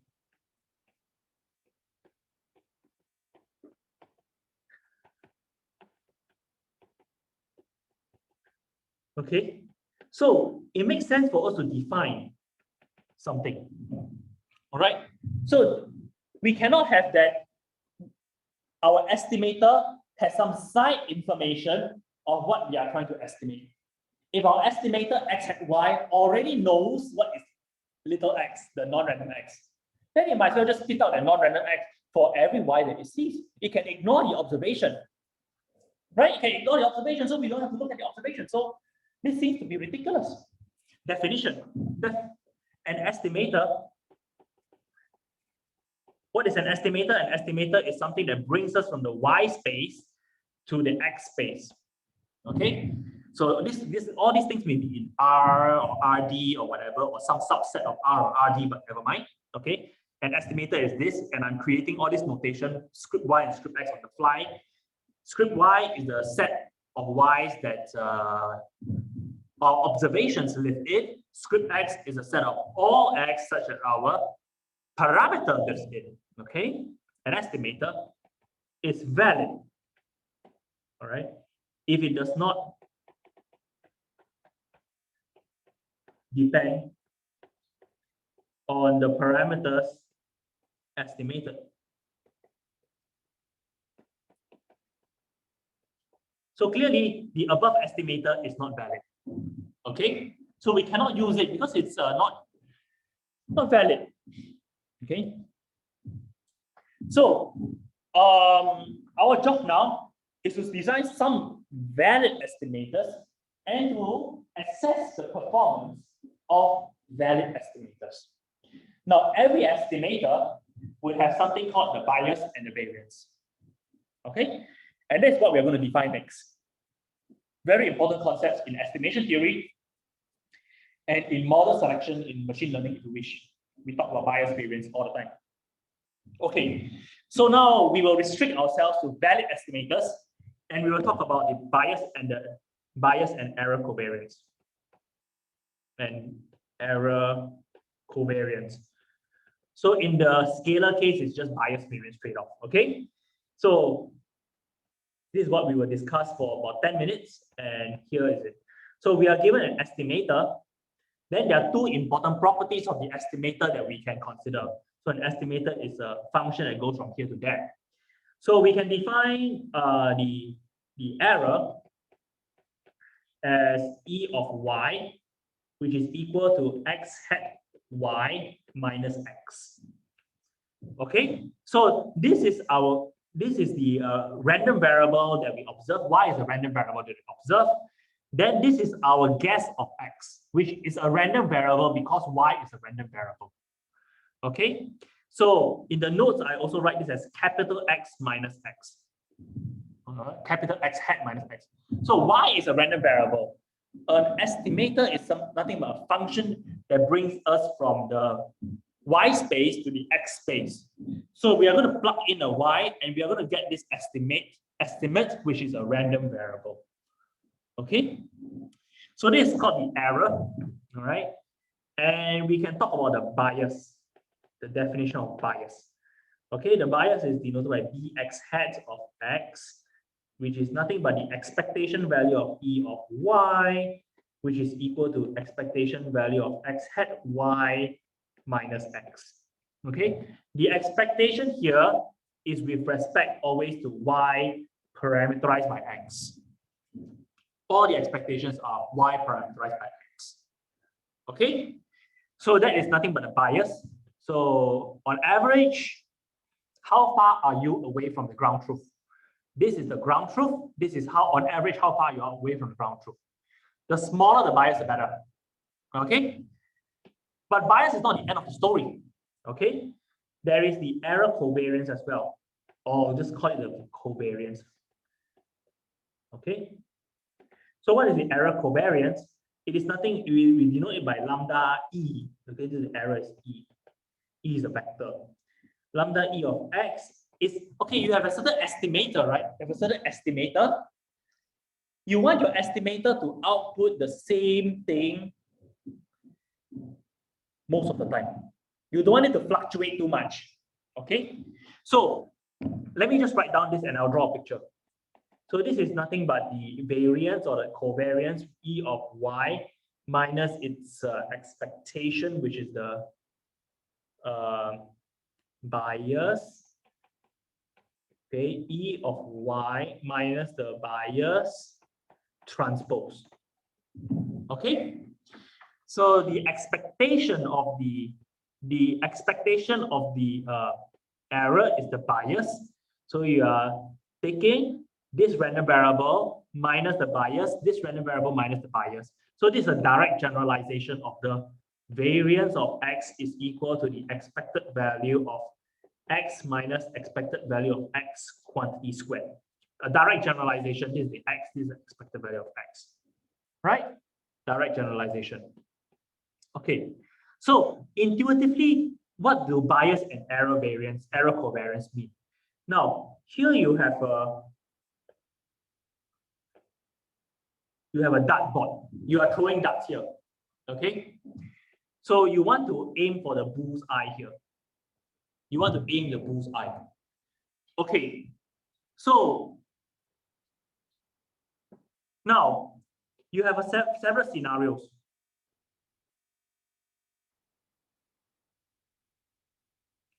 Maybe put it here.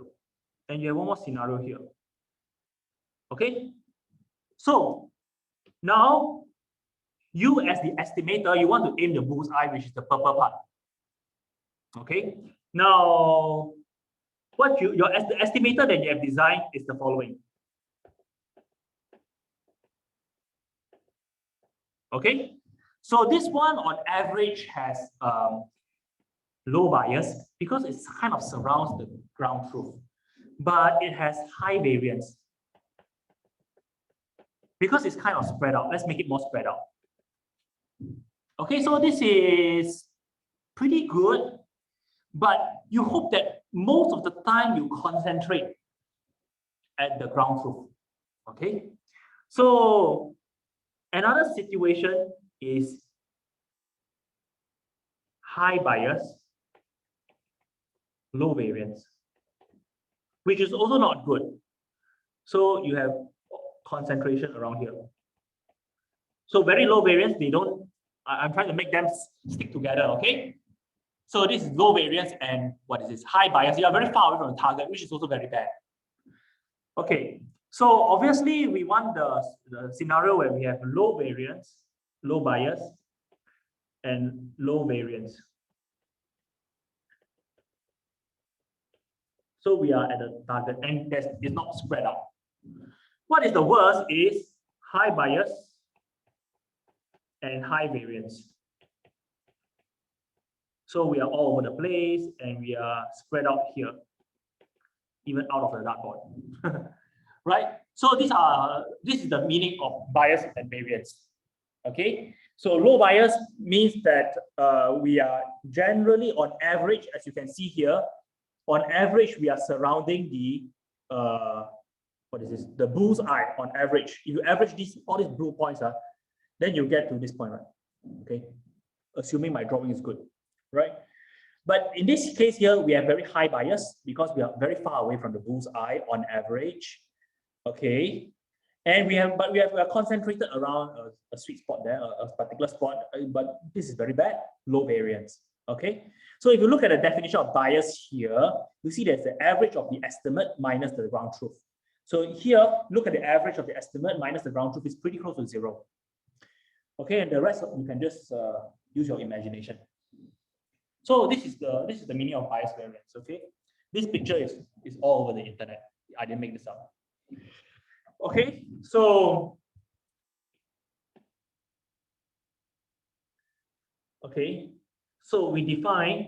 we are interested in the following in unbiased estimators. And an estimator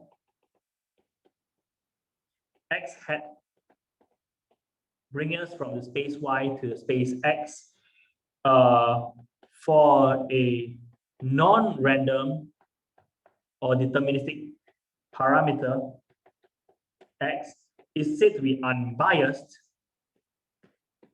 if b of x hat of x equals to 0 for all x in x. Okay, so we will be interested when we talk about the Kramer-Rao bound in unbiased estimators.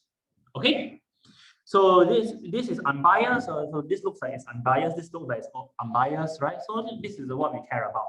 We will only be concerned with the variance because now there is a very important theorem that I'm going to prove. It's not written in the notes, but hopefully I can do it off the cuff, called the bias variance trade-off. I'm going to do it soon.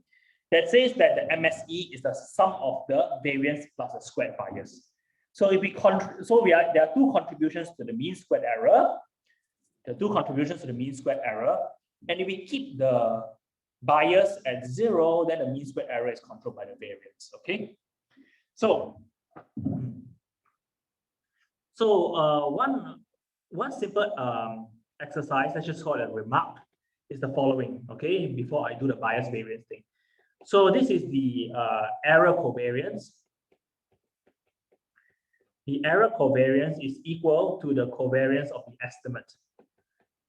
Okay, so this is the covariance of the estimator. Okay, so let's just convince ourselves of this. Okay, so right. Okay, so as you can see here, this is the error covariance. It's the covariance of EY. So this is the left-hand side. That is the error covariance. It is the covariance of EY. Right? Covariance of something means the thing minus the mean the thing minus the mean transpose fixed expectation. Okay, but the covariance of EY, what is EY? EY is x hat y minus x. That's the meaning of the error. If you look up, okay, the error is nothing but your estimator, your estimate minus the ground truth, right? So that is your error, that is your estimate, that is your ground truth. Okay, that is non-random, but you do not know what it is. Okay, so this guy here is nothing but the covariance of your error, but the error is equal to your estimate minus the ground truth, right? Now, you know what is variance of x plus 5? It's variance of x, right? So I'm not going to prove this, but covariance works the same way. This guy here is deterministic. So what happens here is that we can drop it. So we recover covariance of x hat of y, which is nothing but the variance of the estimator. It's much easier than my notes. Okay, so the point here is that this is a small remark. The error covariance is the same as the covariance of the estimator. Now, often in practice, we are interested. Okay, I think let me ask you whether you have any questions here concerning bias and variance.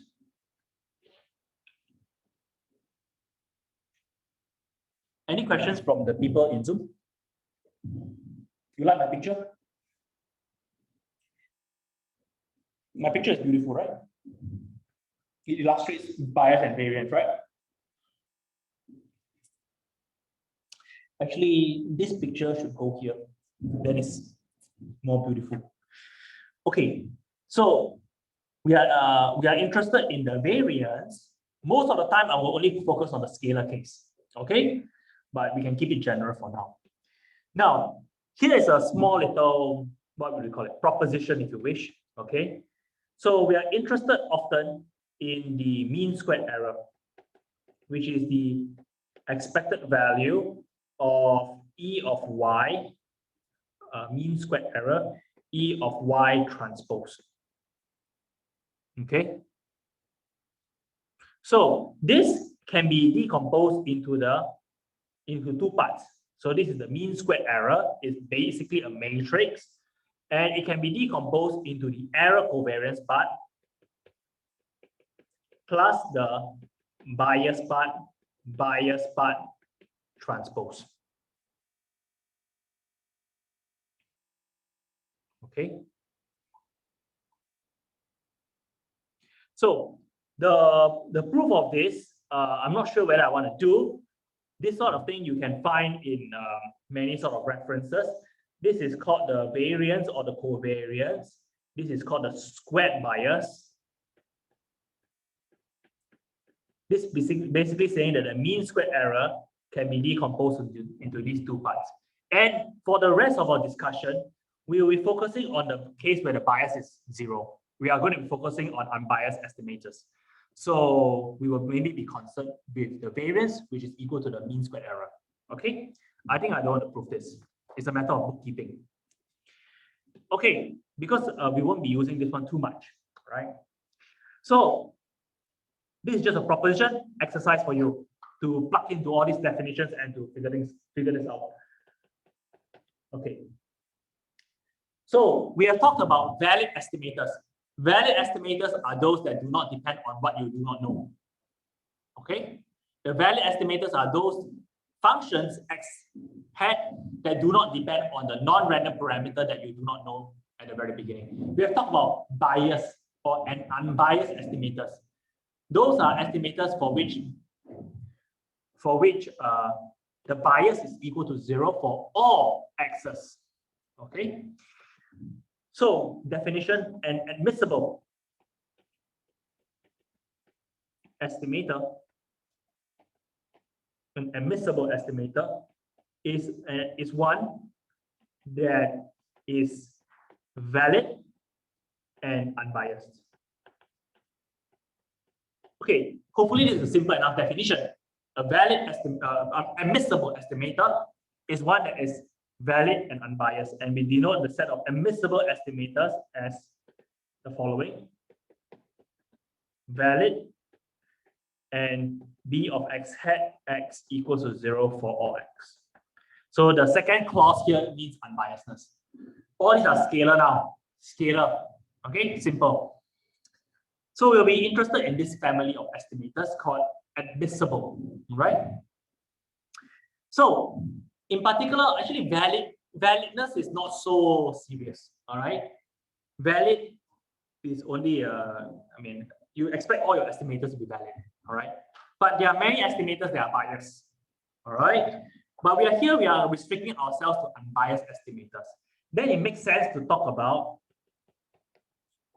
minimum variance unbiased estimators.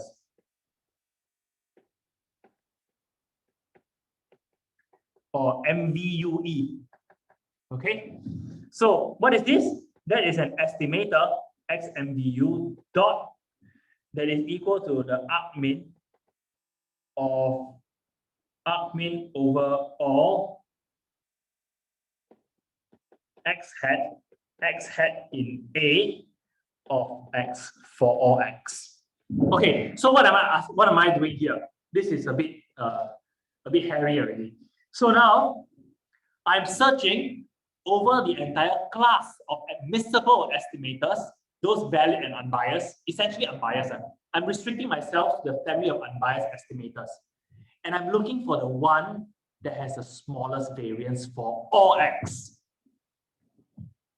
The good student among you would immediately question, right?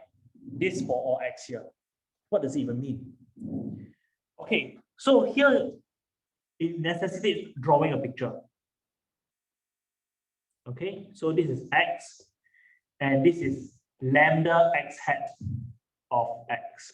Okay, so a minimum variance unbiased estimator has to perform like this. Okay, for example, this is our x MVU of dot x hat. Okay, so this is our estimator. No, sorry, this is lambda. This is the lambda of x MVU hat of x. So now this is our x MVU. This is our minimum variance unbiased estimator. And this is its associated variance for different values of x. This estimator x MVU is unbiased. But for every different non-random x, we have a different variance. And say it behaves like this. Every different x, you have a different variance. Okay, you could have a different variance. Now, so an MVU estimator is one that is smaller, that has smaller variance than every other estimator. So every other estimator has this sort of behavior.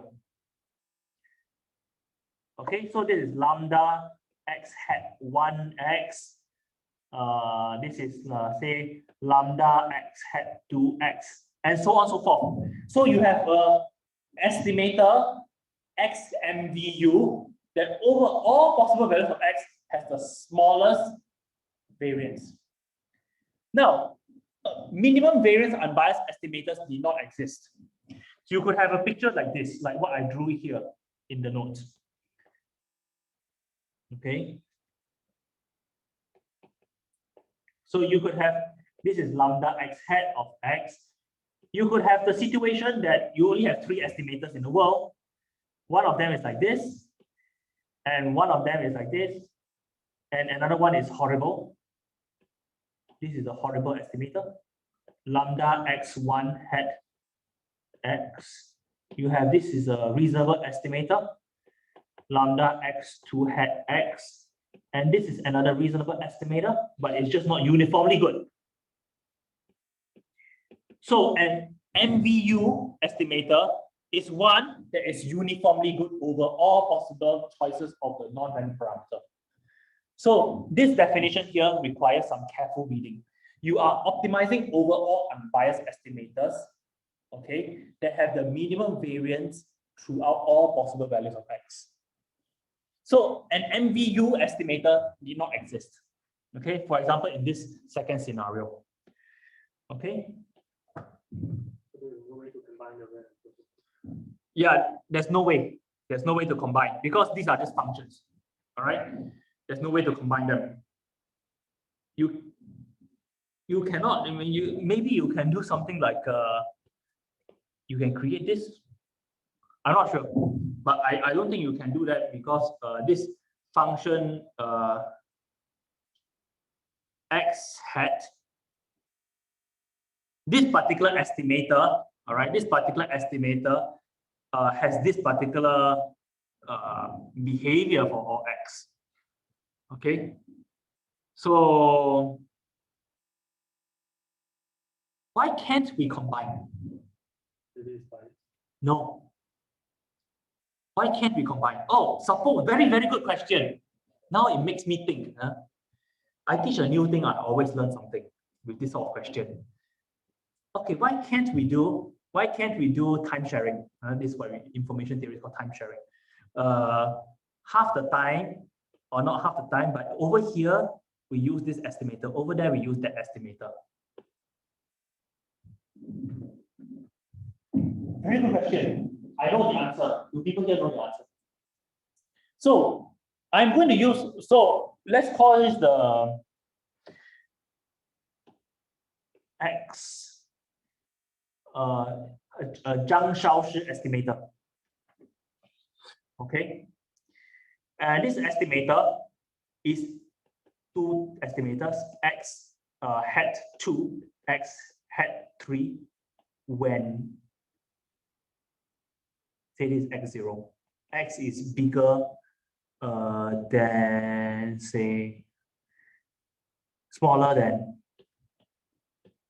How do you know when x is lesser than bigger than x0?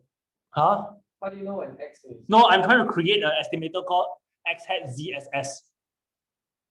Okay, this is my rule, okay? But you depend on x, right? Yes, that's the point.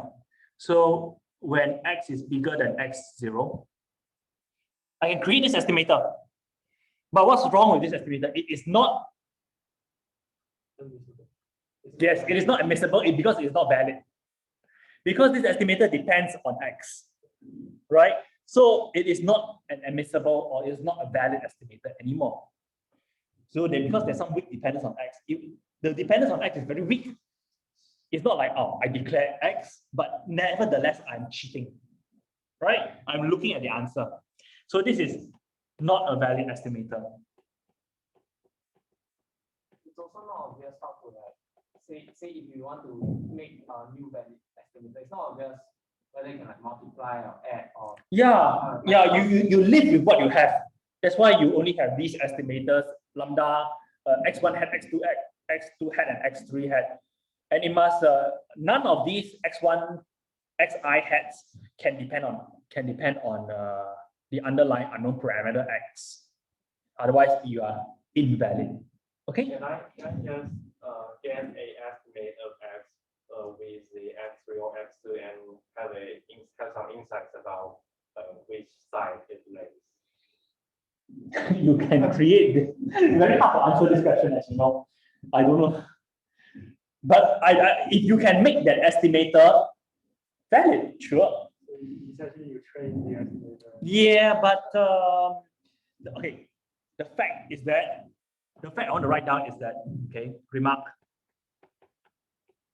MVU estimator and MVU estimator may not exist. Okay. A minimum unbiased estimator may not exist. All right. For this reason. Okay. Right.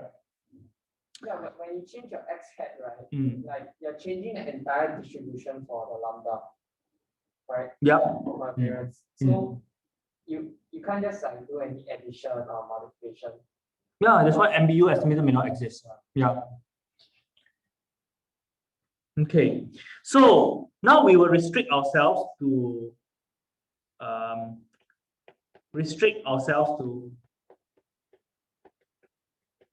admissible estimators as usual. Admissible estimators in particular have are unbiased, just to reiterate. Okay, so we are interested in the following situation. We are always interested in minimizing the MSE. So we are interested in minimizing the variance of the estimator X hat. Okay, we are interested in minimizing the MSE. MSE is bias squared plus variance, right? Since there's no bias, it's only variance. All right. So by a bias variance trade-off theorem, which I'm not going to prove, you can look it up. We are interested in dropping the MSE. So in effect, we are trying to minimize the variance. Okay. So the question is, suppose I restrict myself to the class of admissible estimators, how small can my variance get? It is not clear that the variance can be zero. That was the MSE is exactly zero. All right. So the next result is a fundamental result in estimation theory called the Kramer-Rao lower bound. All right. The Kramer-Rao lower bound is what we as information theorists call a converse result. Converse means impossibility. No matter, okay, we still have some battery. No matter how smart you are, you cannot design an estimator that beats the Kramer-Rao lower bound, which is stated as follows. Theorem. If this, which is the parametric distribution, satisfies the regularity condition,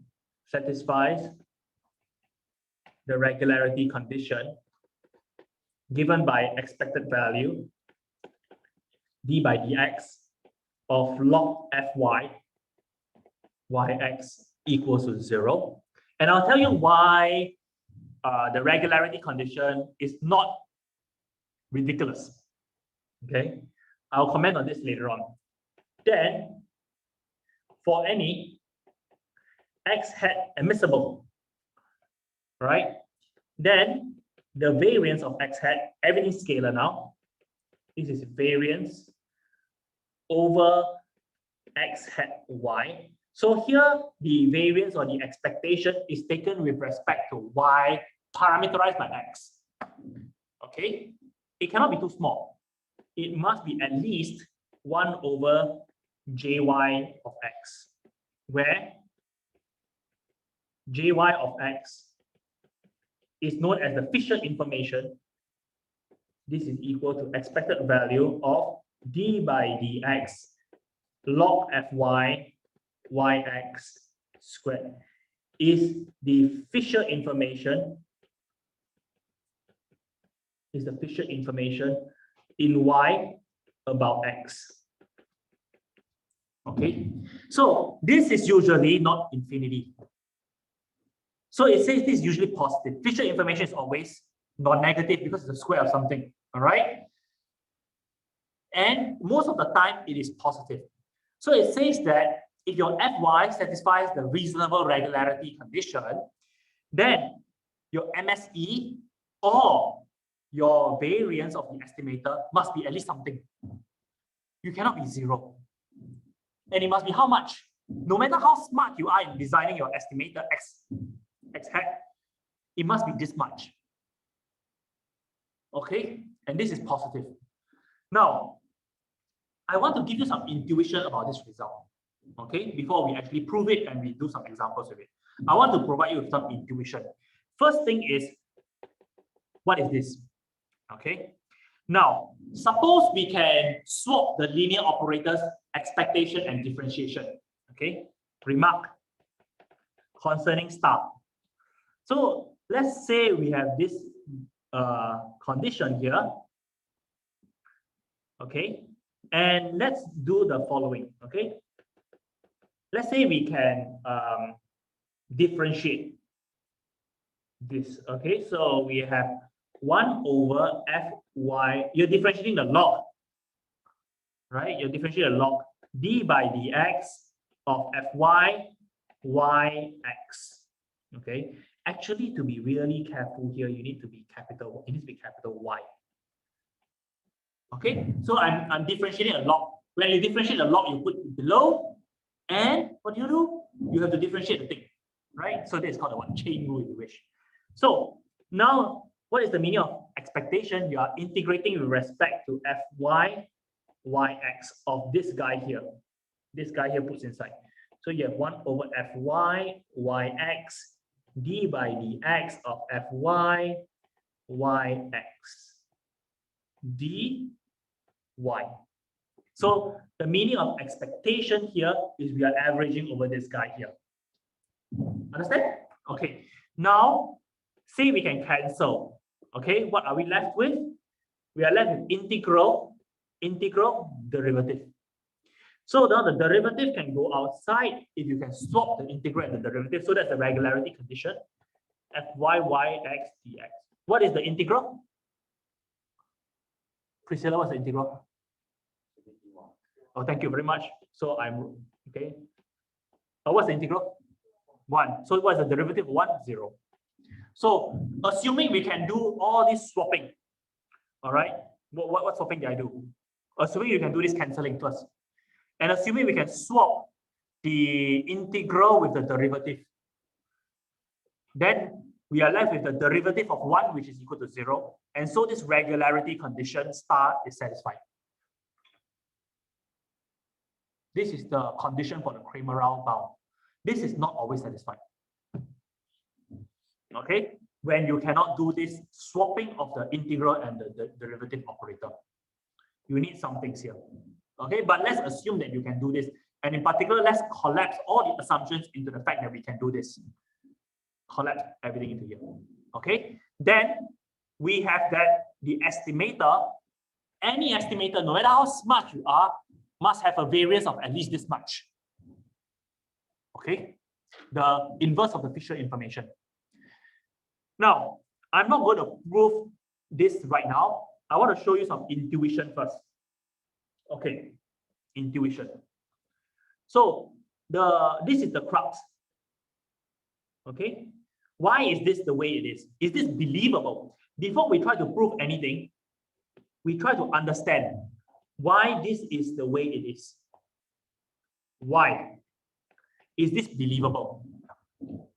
Okay, notice what we are doing. We are in the business of non-random parameter estimation, which means that we are trying to estimate X, a deterministic parameter, from Y, which is generated from a parametric distribution f of Y parameterized by X.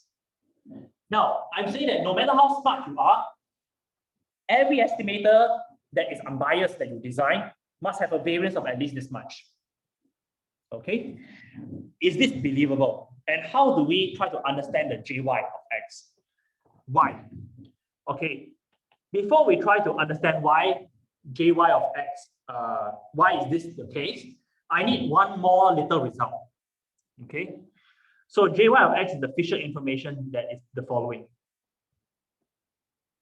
Okay, so the Fisher information can be written in this form, and it can also be written in the following form, which is corollary 5 minus d by dx squared log of Fy Yx.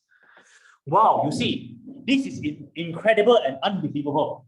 One of them is the square of the first derivative, and one of them is the negative of the second derivative. How can these two things be the same? But they are the same. All right. So I prefer to write this in this way. Minus here. Okay. So with this proposition that we are going to prove later, right? I don't want to go through algebra now. With this proposition, we can fully understand why we have this box here. This box here, the result in this box here can be proved by picture. Okay, which is what I'm going to show you. This picture is very hard to draw in latex, so I didn't draw it here. Okay, so you can look at my picture here now. Okay, so let's look at this situation.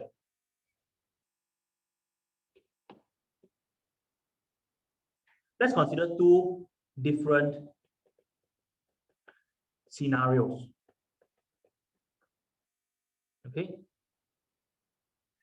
One, the first scenario is the following.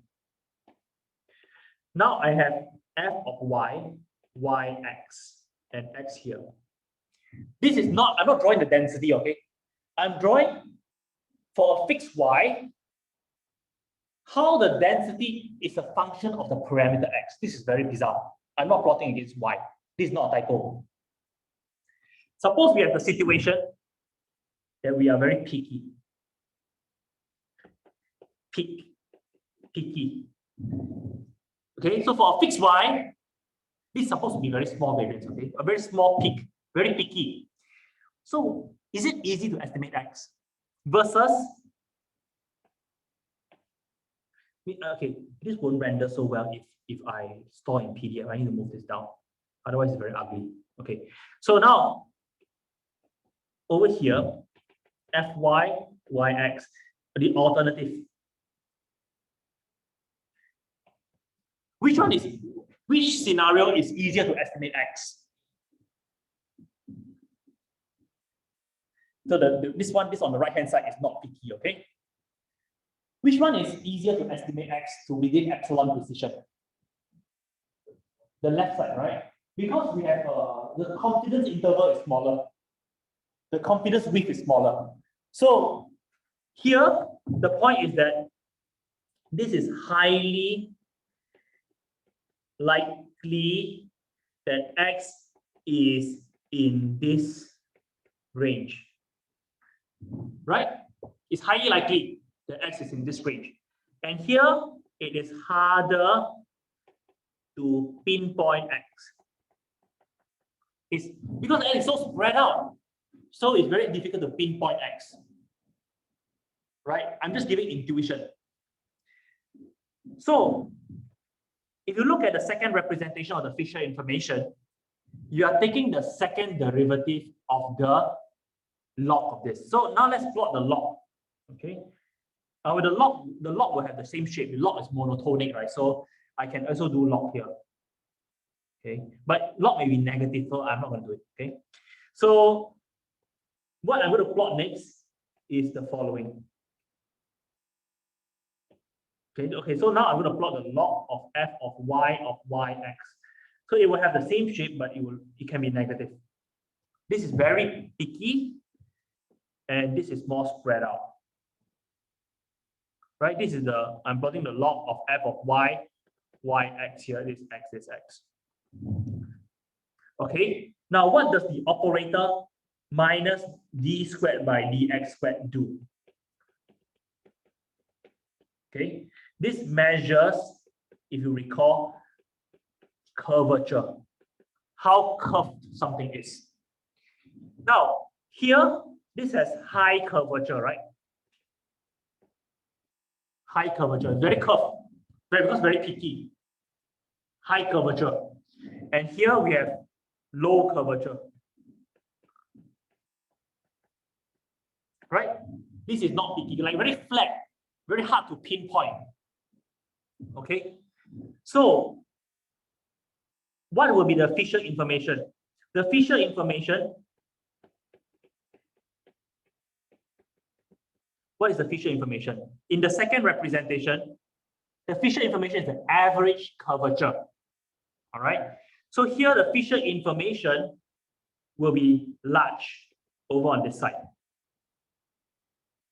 Okay. So here the Fisher information is small on this side. The Fisher information is an average of this negative second derivatives. The second derivative measures curvature. All right, and left hand side we have high curvature. Right hand side we have small curvature, low curvature. Now, what does Fisher information large mean? Fisher information large by the Kramer-Rao lower bound means that the variance of any unbiased estimator is lower bounded by something that is large. So this guy here is small. So when the right hand side is small, it means that the variance, it doesn't mean that the variance is small actually, because it's lower bound. All right. If your lower bound is super small, it doesn't mean that you are small. But it is believable that you're small. All right. But here on this side here, we have the variance of this guy here is 1 over something small, which is large. right? I mean, I don't mean small is equal to large. I mean this reciprocal is large. Okay, this is small, 1 over small is large. So, if your lower bound is large, you must be large. Okay, you must be large. So, in this scenario, when it's harder to pinpoint X, your Fisher information is small and your lower bound is large. So the Kramer-Rao lower bound, CRLV, is believable, right? Okay, let me repeat. So let us believe that this is another representation of the Fisher information, the negative of the second derivative of the log of the parametric density. All right, let's consider 2 different scenarios. The first scenario is that we are in a scenario where it is highly likely that X is in this particular small range. This is meant to be small, okay? And this is meant to be very large. So in this case here, it is very easy to pinpoint what is X. It must be here. The confidence width is super small. Here, it is very difficult to pinpoint X. X can be anywhere. So in this case here, if we take the log here, okay, log is monotonic, so it behaves in the same shape. This is only a schematic, okay? Don't believe me. If you take log here, you get something that is like this, right? So this has very high curvature, and this has low curvature throughout. So this is a measure of curvature, and Fisher information is the expectation value of this guy here. So here, the Fisher information is very large, high curvature. Here, the Fisher information is super small. So if the Fisher information is super small, the Kramer-Rao lower bound says that this is 1 over something small. So this is large.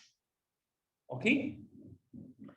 So here, when we are difficult to pinpoint the exact parameter, when it's very difficult to pinpoint the exact parameter, then the Fisher information is small and the variance would be very large. Okay? So I think that we are not going to prove this. We are not going to prove the Kramer-Rao lower bound today. We'll prove it next time. And we won't need too much time to prove it the next time. So I will do a subset of the questions in tutorial 12, I think. The problems at 12. Okay. So now is probably a good time. I state this result, which is probably believable because I provide intuition for you. Okay. And the most important message is what is the story, not what is the proof. The story is that we are in the business of non-random parameter estimation. And under the unbiasedness condition, what is the minimum variance that you can get to of your estimator? No matter how smart you are, and this is an impossibility result, it's a converse result, that's what we call it, your variance must be at least this much. You cannot do better than that. That is a fundamental limit. Okay? Right. So this allows us to assess the quality of estimators. If we are in the business of only designing unbiased estimators, and your variance is bigger than mine, that means you are worse than me. But is my variance very good?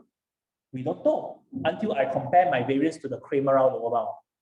That's the best that anyone can hope for. If I'm only epsilon more than the Kramer-Rao lower bound, I'm doing pretty good.